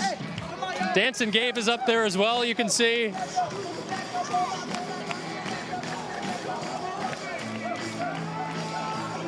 We need someone to be dancing. Oh, we got some, oh, there we go. I think we got our winner. Okay, follow me here. We've got our winner. To give away a brand new Goldeyes stuffed animal. There you go, you're our winner. Congratulations. Thank you. Enjoy yourself, okay? There's your winner. It's the first ever dance-off here at Shaw Park. By the way, cheap plug, Dancing Gabe's going to be on the new episode of Sports Talk, September 18th. And if you don't see it, don't worry. As Scott said, it runs 100 times. Back to you, Scott. Well, it does. It's in the loop. It runs all the time. Burrell, he's a riot. Great fun. Hey, good to know Mike Valente's been listening during the broadcast. It is. It's good to know. We can't really ride him very much because he's hearing everything we're saying. And that young lady gets herself a gold deck. She's having a great day at the ballpark. We have a record going on. We have a brand new pitcher for the Goldeyes. It's Brendan Lafferty, appearance number 58. Very impressive season again for the left-hander. 3-3 record, 3.48 earned run average, 2 saves for Lafferty. 51 and 2/3 innings, 62 hits allowed, 20 earned runs, 17 walks, 40 strikeouts. Opponents hitting .313 against the Winnipeg resident, who's originally from California. They'll face C.J. Ziegler. That won't be easy. First pitch is inside, an 86-mile-an-hour fastball for ball 1.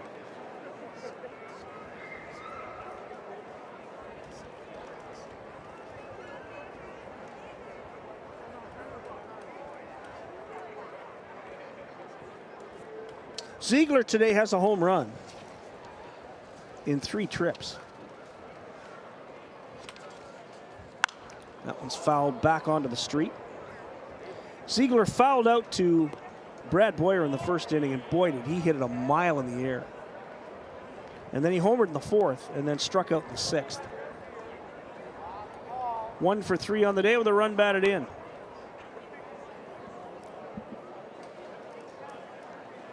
Brendan Lafferty misses outside 2-1. I think he's a little excited because he was after this. Lafferty has said very, very clearly from day one he comes to the ballpark to pitch. He wants to contribute, and he loves it when he gets the chance to get in. That pitch is high, 3-1. So Lafferty quickly falls behind C.J. Ziegler. Mike Gilmartin on deck, and then Ryan Wiggins here in the 8th for Lincoln. Yesterday, as we were pulling tarp, the mosquitoes were everywhere. And I think a little bug action for C.J. Ziegler. Pitches in the dirt, Ziegler walks. I don't think Rick Forney had that in mind when he brought Lafferty in. It's an 11-6 ball game. Even if it's C.J. Ziegler, you want to challenge the hitters. Yeah, that one just got away from Lafferty. His command's been pretty good. He has had great command all year. Here's .253 hitting Mike Gilmartin. He has 2 homers and 28 driven in.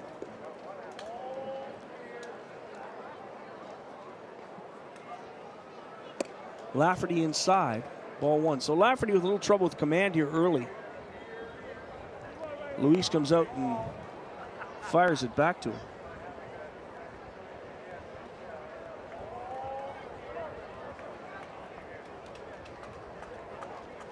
Run at first, nobody out. We're in the top of the 8th.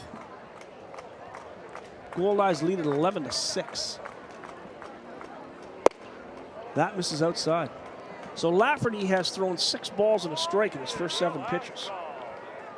Not what the doctor ordered. Not what the doctor ordered. My personal doctor would certainly not order 6 balls and a strike. That one's on the corner. 2-1 to Mike Gilmartin. 91-mile-an-hour fastball from Lafferty. Just on the outside edge.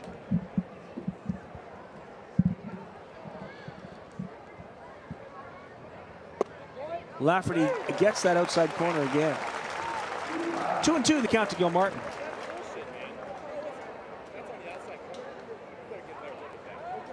Yep, Gilmartin did not agree.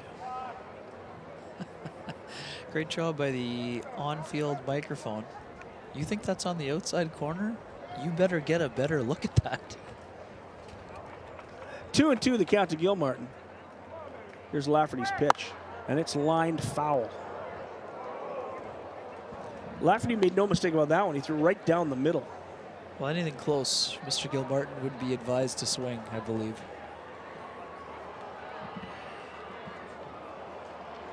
Because the men in blue don't take overly kindly to arguing balls and strikes. Yeah. You'd better take a good look at that one. Especially on the last day of the season. It's Lafferty's pitch. That's low and outside. 3-2 now to Gilmartin.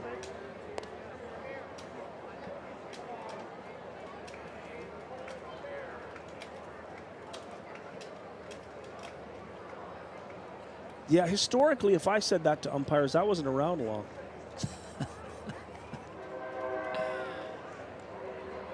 And there's one fouled off again. Good pitch by Lafferty, but Gilmartin right on top of it. I don't think Kyle Galuba wants to throw anybody out in an 11-6 ball game in the 8th inning, as we're closing in on 3 hours of play. No, occasionally though, the players give the umpires well, no he choice. may have gone to the edge with "you'd better get a better look at that one." There's one hit the opposite way and deep, but foul. Tillman Pugh hustling after it. 3 straight swings, Gilmartin has gone the opposite way.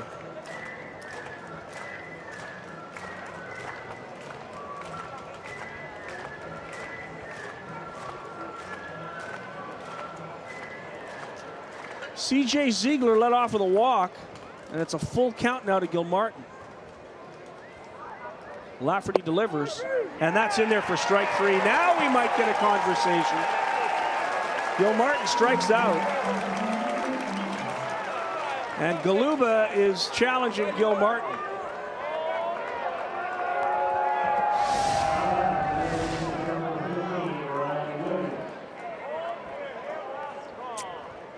Well, I think Gilmartin's issue is that if you give him the outside part off the black, it's tough to also give the inside part. But he did. He certainly did. Good fastball. Gilmartin thought it was on the inside. And now we're hearing the dugout taking a few swings at Kyle Galuba. There's strike 1. And that was in the same place, and he called it exactly the same way. Ryan Higgins, the batter. And if we can hear it on the field mic, I'm sure Kyle Galuba can hear every word behind the plate. Pitch is high and inside, 1-1.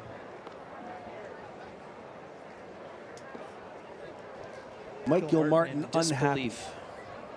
Muttering under his breath. And the video evidence would suggest he may have had a case, but after you show up the umpire, if it's close, you better swing. Yeah, you're exactly right. It's pretty hard to let that one go. It's just too close.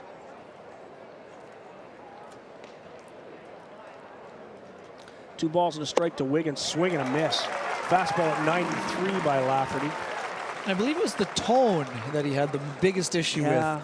If you politely say, "Is that as wide as the plate goes?" the umpire might say, "Yeah, that's where it is." When you tell him you better get a better look at it, you better swing if it's close.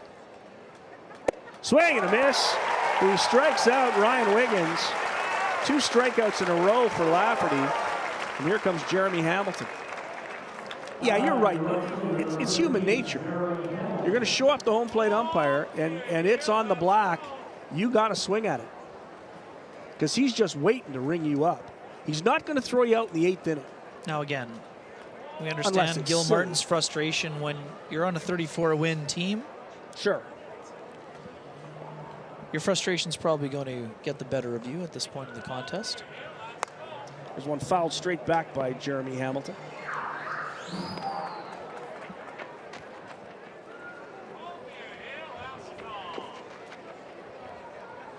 I think Brendan Lafferty would love to strike out the side in this situation. I'd say they would put a bit of an exclamation point on the tremendous season and the record. Yeah, you're right. Performance. Swing and a miss. 94 from Lafferty. Found a little extra on that one. Boy, that just snapped into the glove of Luis Allen. Real good heat right there. Good movement. Hamilton can't catch up to it. 2 strikes to Jeremy Hamilton. Whoa. He nearly hits Hamilton on the helmet, and it goes over the head of everybody and off the backstop, and on to second base goes Ziegler. It'll be a wild pitch. Once again, trying to find a little extra. It's a good thing it hit the wall behind the plate. That might have gone through the screen. A little bit of heat on that one. Ziegler and Reggie are having a conversation. Ziegler's telling Reggie to play it deeper. 1 ball and 2 strikes to Jeremy Hamilton. That was close but low, 2-2. Jeremy Hamilton was the nephew of former Goldeyes third baseman Vince Harrison.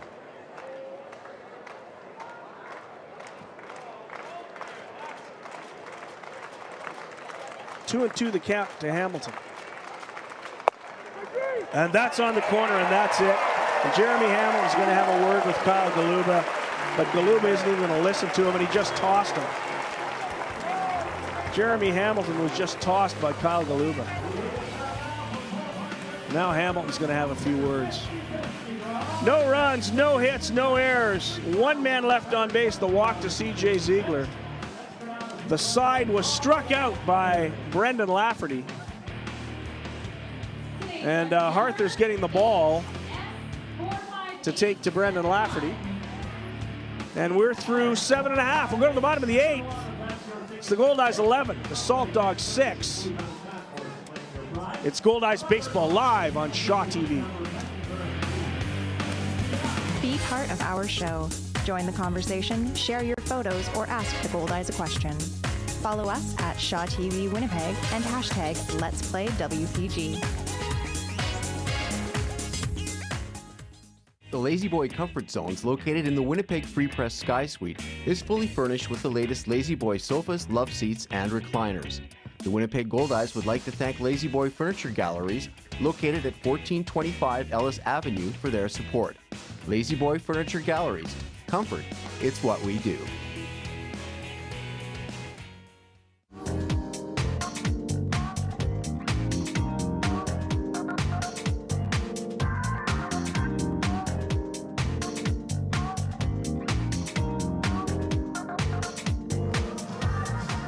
We're hanging out on the patio deck here with General Manager of the Winnipeg Goldeyes, Andrew Collier. Andrew, I was talking to Rick about this earlier last week. This team has a ton of talent. Do you think it was a matter of things just not clicking when they should have? Because it certainly wasn't for a lack of effort.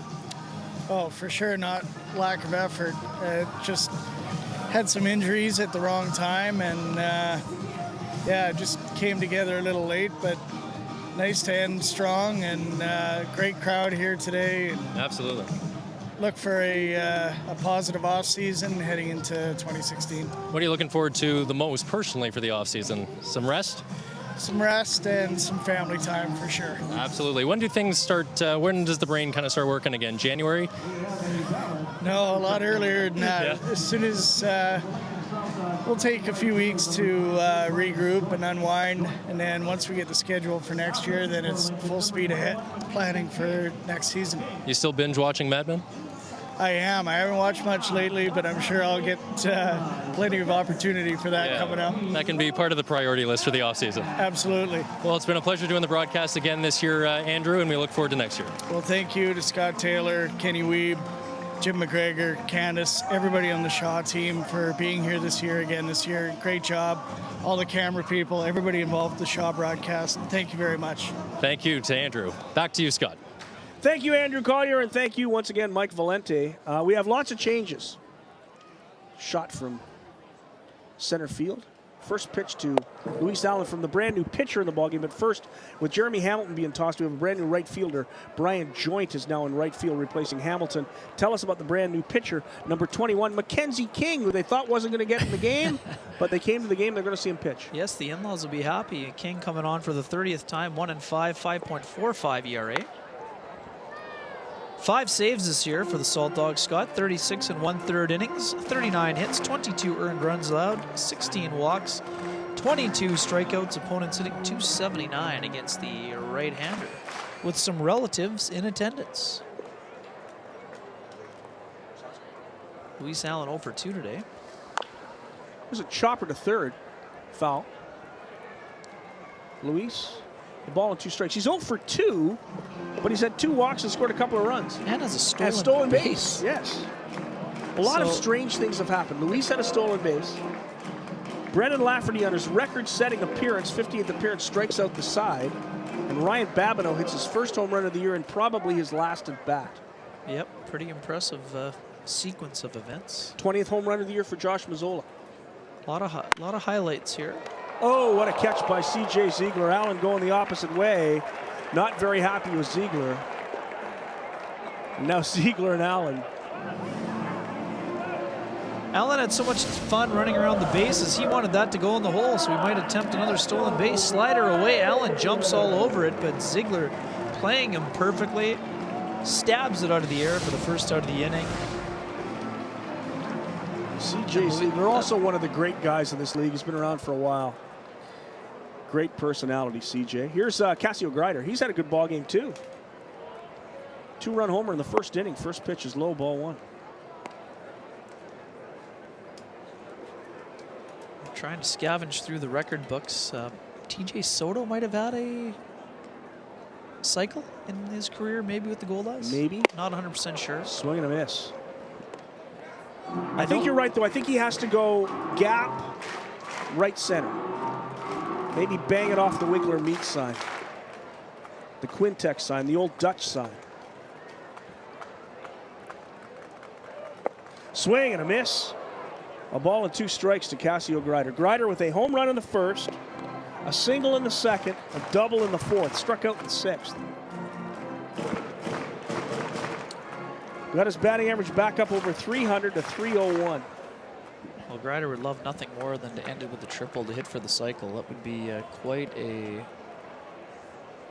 exciting finish. It's one chop foul. To an interesting ball game filled with milestones.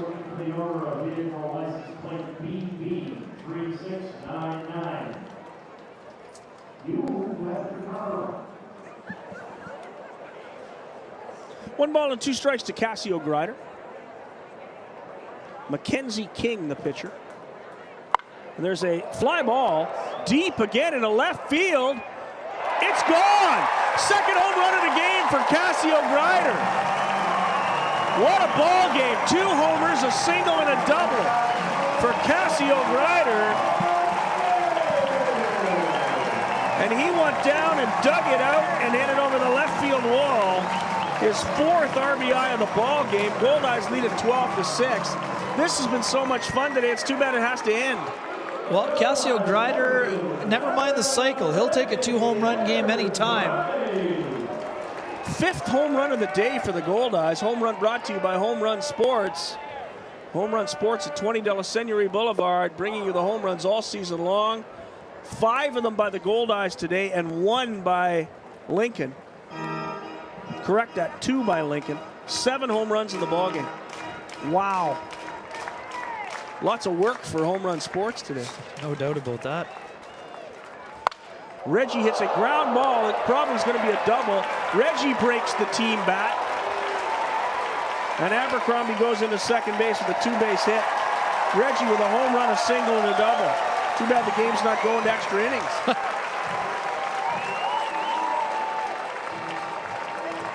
And Reggie, who just had a great weekend, 2 for 5 on the Saturday-Sunday game with an RBI and 2 runs scored. Then 3 for 5 with 2 RBIs on Sunday. Let's go back to that Greider homer here, Scott. Guessing some folks would have loved to see that go off the wall to see if Greider would have gone for 3. Fastball down, golfed right out of here by Greider. I think Greider thought for a moment it might hit the top of the wall and that he might have to hustle around the bases. Instead, he can take a leisurely trot around the bags after hitting his 7th home run of the campaign. 4th RBI of the day. Greider now with 39 on the season, 7 home runs. Great year for the shortstop, Cassio Greider.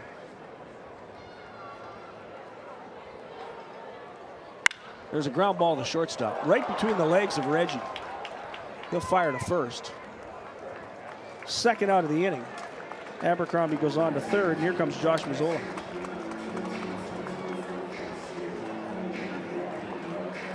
New team bat after Abercrombie shattered the last one. So Harther and Abercrombie have broken the team bats today. Indeed.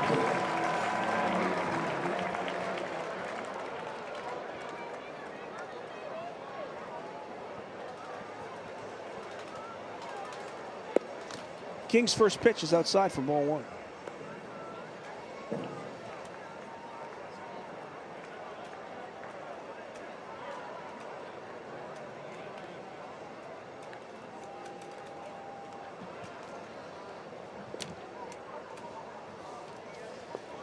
Pitch is in the dirt, gets away from catcher Max Ayub, and Reggie Abercrombie puts up Winnipeg's 13th run of the game, scoring on a wild pitch.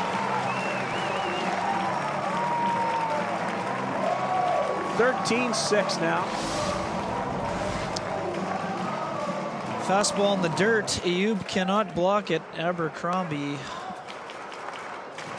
in as King doesn't even make it off the mound.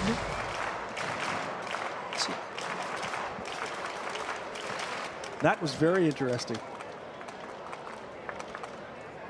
Decides he's not going to beat Reggie to the plate anyway. Maz fouls it off. Mazzola hitting .280, 20 homers, 63 driven in.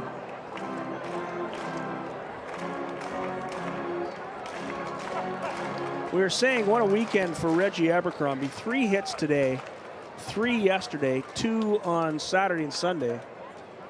8 hits in this series. That pitch just misses. Now Reggie, another one of those guys who'd love to be back in a Goldeyes uniform next year, leaving a valuable impression on the skipper.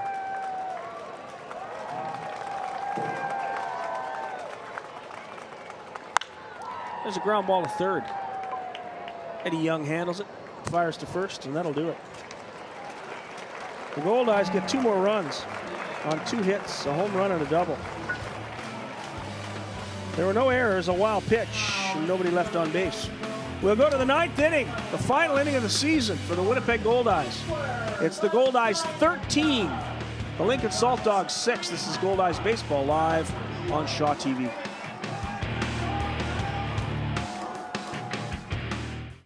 You're watching Winnipeg Goldeyes Baseball on Shaw TV. Slide of the game is brought to you by Manitoba Public Insurance. Don't let distracted driving take you out of the game. Texting and driving is illegal. Could cost you a $200 fine, 5 demerits. Worse yet, your life. Please don't text and drive. A message from Manitoba Public Insurance and your Winnipeg Goldeyes. What was your slide of the game, Ken? Several good candidates, Scott. Let's go back to the 6th inning. Cassio Greider at the plate. Luis Allen at first. In the element of surprise, the new leadoff man gets in there with his 4th steal of the year. A good jump for Allen. Greider swings and misses, but Luis Allen with the great hustle gets himself down to second base. His 4th stolen base of the season is our slide of the game. Slide of the game brought to you by Manitoba Public Insurance. Don't text and drive. A message from MPI and your Winnipeg Goldeyes. Brand new pitcher for the Goldeyes. He's got his golf gloves on. This might be a souvenir set. Might be a souvenir. Yeah. Mike Noteware Scott, the right-hander, coming on for the 39th time this season and 21st as a member of the Winnipeg Goldeyes. Another nice addition, Scott. No record with the Goldeyes, but a 2.46 ERA, 22 innings, 23 hits, 6 earned runs, 6 walks, 22 strikeouts. Opponents just hitting .256 against him on the season. Noteware, 39 appearances, 1-3 record, .504 earned run average, 50 innings, 60 hits, 28 earned runs, 17 walks, 45 strikeouts. He has surrendered 6 homers, but just 1 since joining the Goldeyes. So Mike Noteware in the ball game for the Goldeyes. Last man on the bullpen looks like John Jones out there. Looks like John Jones. So I'm told that the young man got Casey Harther's gloves. Oh, there you go. That's why he was so fired up. Noteware spent last season in the New York Yankees system. Started this season with the Fargo-Moorhead Redhawks. Signed by the Goldeyes on July 7th. There's those batting gloves. Fan appreciation night. There it is.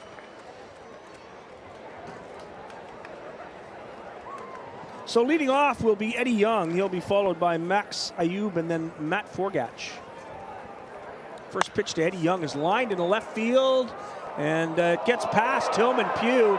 It's going to go all the way to the wall. Eddie Young is going to round second and head to third. We'll see how Steve Eitzen scores it. I suspect Eddie Young's going to get a triple.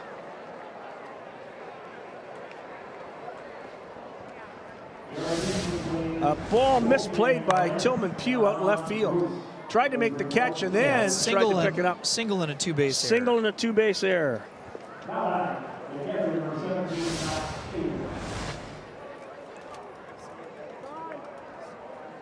So runner at third with nobody out. And that'll bring up Ayub, the number 9 hitter in the lineup for Lincoln.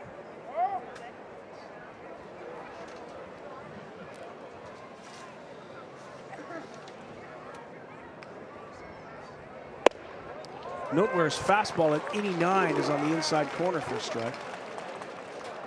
Just 24 years old, Scott. Turned 25 later this month.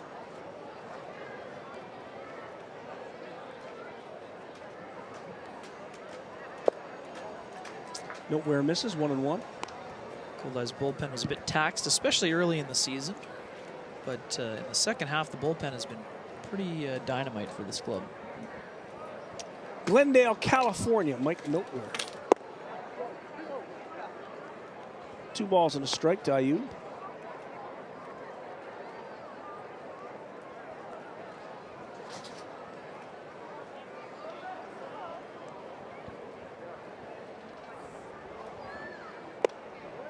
Pitch is high, 3-1, or nope, call it a strike.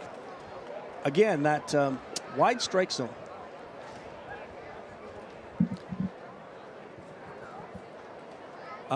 I correct myself, correcting myself. It's 3-1. There's a foul ball, 3-2. Scoreboard was incorrect. It is a full count, 3-2. There's Kenny Oberfell. The season just about over for him and for Rick Forney.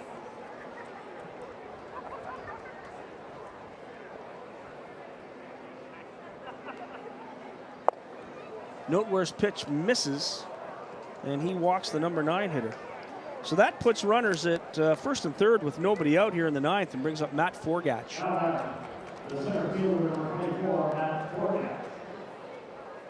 Noteware will be looking for a ground ball here for a strikeout. Jamie Vermillion would like to see a couple more strikes. He would. So would Rick Forney.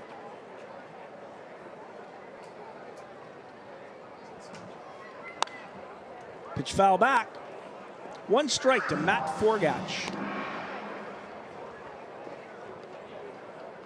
Forgach today, an infield single, a strikeout, foul out to first, and a little pop fly to first base. There's a line shot in the left field. That'll score a run, put runners at first and second. So it's now 13-7. 3 straight base runners. And that's going to be it for Nowhere. And Nowhere's done on 3 hitters. And John Jones, the lefty's going to come in.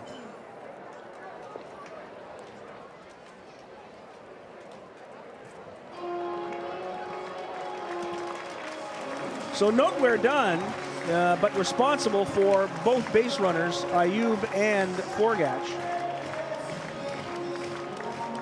An RBI for Forgatch. 12th hit of the game for Lincoln. Here comes John Jones. 20 runs, 24 hits. The wheels just keep on spinning here. Tell us about John Jones. John Jones coming on for the 30th time this season, 17th time as a member of the Goldeyes. No record with the Goldeyes, 4.85 earned run average, 13 innings pitched, 12 hits allowed, 7 earned runs, 7 walks, 9 strikeouts. Opponents hitting just .250 against him on the season. 3 different ball clubs, 30 appearances, including 5 spot starts. 0-2 record, 5.75 ERA, 40 2/3 innings, 43 hits, 28 runs, 26 of which are earned, 25 walks, 32 strikeouts. Opponents hitting .270 against the left-hander.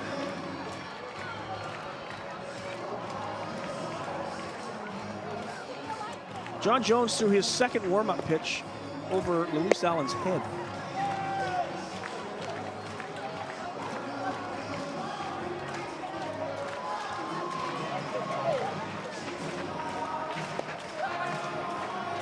We're having a dance-off again. Goldie's been in a dancing mood today. That's not abnormal, though. True enough.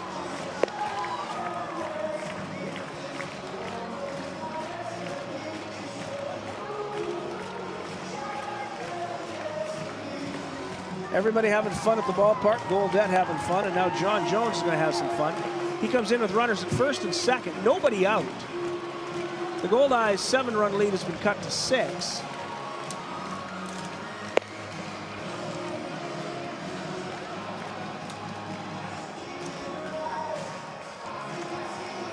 As Winnipeg tries to wrap up the final game of the season.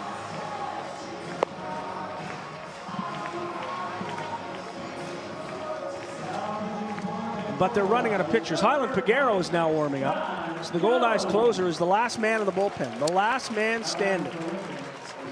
So John Jones will face the left-handed hitting Aaron Payne and then get the left-handed hitting Mitch Canham. And should he get through Payne and Canham, I suspect Highland Piguero will come in to face the right-handed hitting C.J. Ziegler. First pitch by Jones is in there for strike 1.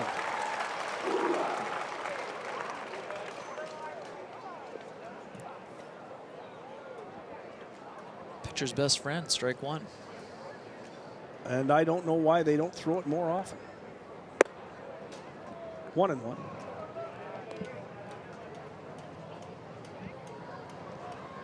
Payne today has a triple and a home run. Great ball game. 2 runs driven in, 2 runs scored. And a defensive gem. Oh, a tremendous play. Foul back. 1 ball and 2 strikes to Aaron Payne.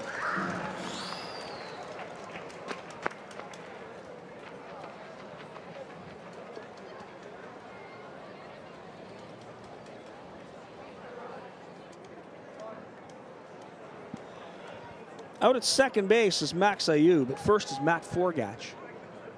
Highland Piguero warming in the bullpen. Into the on-deck circle is Mitch Canham. Here's Jones's pitch. It's in the dirt. They say he did not swing. 2-2 the count to Aaron Payne. Jones trying to get Payne to bite on that big curveball. He held. Good look at it. 2-2 the count to Payne. Jones delivers. Big curveball, grounded foul.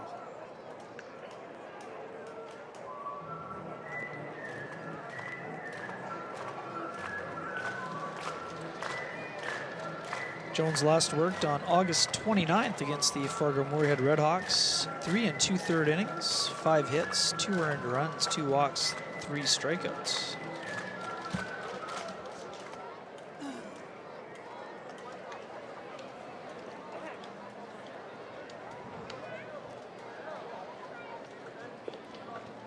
Fastball, foul tip into the glove of Luis Allen. There's the first out of the inning. A strikeout for John Jones.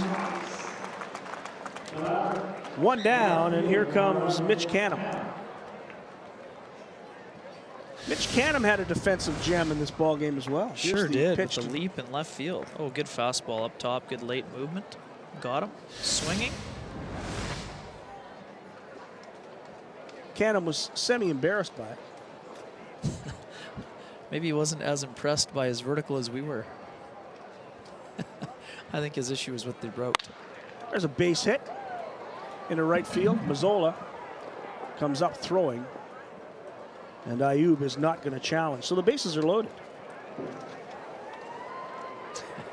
And the closer is going to be coming in. He is going to be coming in. That's it for John Jones. And Highland Peguero is going to come in with the bases loaded.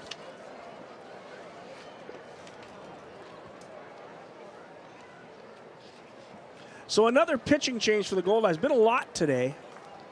Everybody in the bullpen has had a shot at it. John Jones is done. 7th man coming out of the bullpen today. And he will be the last man coming out of the bullpen, I believe. It is all up to Highland Peguero now. Unless they decide they're going to go to Nick Hernandez late. Busy season for the Goldeyes closer, Scott. He'll come on for the 49th time in 99 games. 5-4 record, 3.81 earned run average, and he has 16 saves on the campaign. 54 1/3 innings, 50 hits, 23 earned runs, 20 walks, 67 strikeouts. Opponents hitting just .246 against the man with the who wears number 32, pardon me. From the Dominican Republic, Highland Peguero makes his home in North Carolina. We have talked about the fact his son, Hyler, has signed with the Chicago Cubs. A big bonus baby signing, too. So, Highland, who is 36, his son, Hyler, is 17. And already a Cubs prospect. He's got a young arm, though, Peguero. Oh, he does. One of those rubber arm guys. Likes to be used a lot. Yeah. Loves to throw. But I had to laugh when I picked up Reggie Abercrombie at the airport the day he came in 47 games ago. Oh, there's Gregory. He's finally getting into it today. Figures the 9th inning is the time. Well, he was into it earlier, too. He is really into it now. Anyway, Highland Peguero, who has been the closer for the Goldeyes all season long, Reggie gets in the car and says, "You guys got Highland Peguero on your team?" I said, "Yeah." All he does is throw sliders. Slider, slider, slider. Hey, it seems to be working for him. Yesterday we noticed that he threw a lot of sliders as he came in to save, or actually get the win on the Saturday-Sunday delayed game.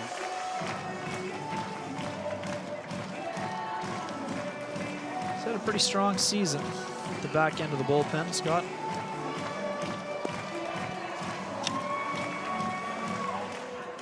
So Highland is ready. He'll be playing some winter ball somewhere, I'm guessing. Oh, he sure will. Somewhere in the Caribbean. Former major leaguer. Pitcher of the Arizona Diamondbacks.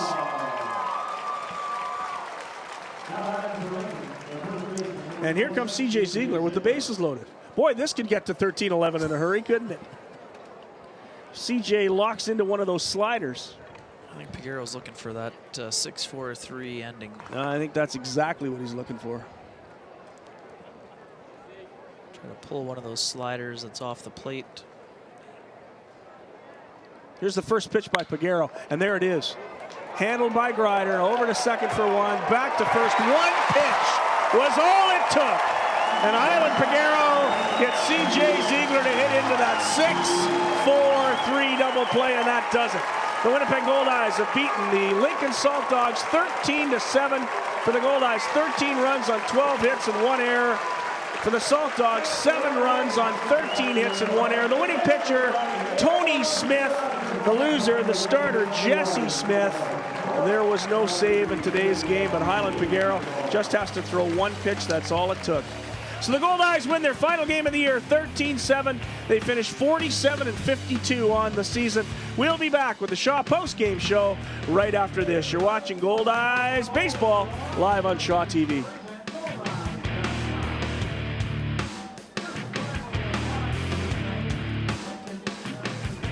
Be part of our show. Join the conversation, share your photos, or ask the Goldeyes a question. Follow us at Shaw TV Winnipeg and hashtag Let's Play WPG. At Shaw TV, we are proud to bring you live events and we value your comments. Call the Shaw TV viewer response line now, 204-480-3500, or email us, shawtvwinnipeg@shaw.ca, and let us know how we're doing. Or find us on Facebook and Twitter at Shaw TV Winnipeg. Welcome back to Shaw Park. Scott Taylor and Ken Weed. Glad you could join us here today for the final game of the season for the Winnipeg Goldeyes. They are saying their goodbyes on the field, although I'm sure they will get together tonight and have a little celebration, despite the fact they didn't make the playoffs and went to 47-52 on the season. Kenny Weeb, a great way to end it. Well, it was an interesting day. 20 runs scored. Goldeyes got the bats going really well. Anytime you put up 13, you're going to be pretty happy. Had 5 home runs. Yeah. The long ball was plentiful today. Again, you want to end on a high note. The Goldeyes did a nice. They were eliminated a while back. Still, they persevered, fought through it, and sort of gave a glimpse of what maybe could have been had they turned things around a little bit earlier. I think Rick Forney's excited about what he saw from his group. Sometimes when you've been eliminated, it can show you a little bit about the character and perseverance of a ball club, and I think that's what we saw from the Goldeyes team down the stretch drive. Yeah, they won 4 straight down the stretch drive. Let's go down to field level with Mike Valente. We're going to go to the play of the game first. Thank you very much. They're yelling in my ear, and they say we're going to go to the play of the game. Kenny, tell us who your play of the game. Lots of candidates, but let's go to the second inning here. Josh Mazzola steps to the plate, looking for his 20th home run of the year. Jesse Smith leaves a pitch down, and Mazzola absolutely crushes it over the wall in left field. No doubter for his 20th of the campaign. 63rd ribby for Mazzola. A great season for the Goldeyes right fielder / third baseman. Josh Mazzola's 20th home run of the campaign puts him or leaves him in the lead. We think that will clinch it for him, but depends on what happened outside of the other action. But that is our play of the game from Josh Mazzola. 20th home run of the year for Josh Mazzola, the Shaw Go Winnipeg play of the game. Let's go down to field level. Mike Valente has our player of the game, brought to you by Sean DeMann. Our Shaw Direct player of the game for one more time is Cassio Grider. Cassio, you went 4 for 5 today, 2 home runs with 4 RBIs. What did you think of your performance today? Oh man, I'm just grateful to have a blessed season. Thank God that I was able to get this one. Just grateful to be here. Yeah. There was a bit of a longer handshake than normal there after you guys won the game. How important for the team was it to end the season this way? Oh man, it was. Man. It's really important. I mean, we have our struggles. A lot of guys, this might be their last year. I mean, just a lot of emotions right now too, and just glad we finished on a good note. What are your plans for the off season? See my family and relax. I need to do that. A little vacation and maybe a little baseball too. Well, enjoy that. We appreciate your time. Thank you. Thank you. Our final Shaw Direct player of the game, Cassio Grider. Game brought to you by Shaw Direct. Thank you very much, Cassio Grider, and thank you, Mike Valente, for a great season. Kenny Weeb, thank you for a great season as well. The Goldeyes finished 47-52. It wasn't the greatest of all years, but it ends on a high note. The Goldeyes win 4 straight games to finish the season, and they win today's game by a final score of 13-7. On behalf of Ken Weeb of the Winnipeg Sun, I'm Scott Taylor. Mike Valente, take us home for the last time this season. Thank you very much, Scott. This has been a ton of fun this season with 10 great broadcasts here on Shaw TV. We're going to do a lot more next season, so we'll see you in 2016. For Scott Taylor, Ken Weeb, myself, Mike Valente, it's been such a pleasure. For the entire Shaw Mobile crew, for that matter, thanks for joining us this season, and good night.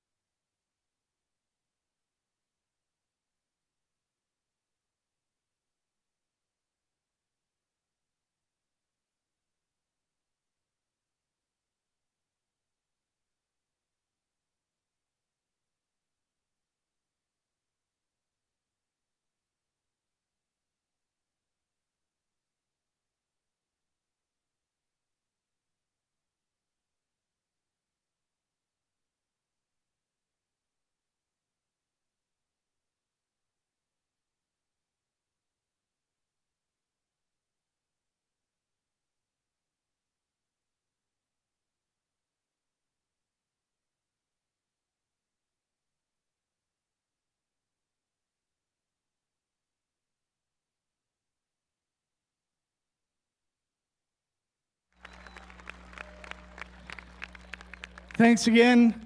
Now Rick Forney has a few words. As soon as he's done his interview. Sorry, Steve. All right. Cheers for the Bat Boys.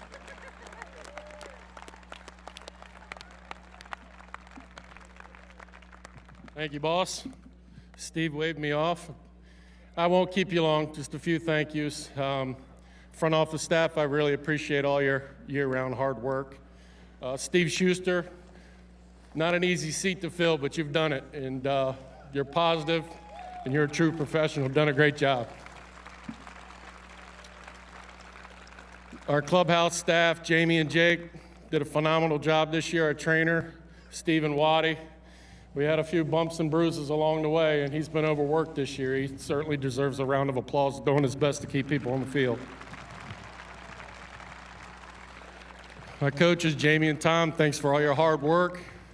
They put in long, long hours every day, and I really appreciate it. To my players,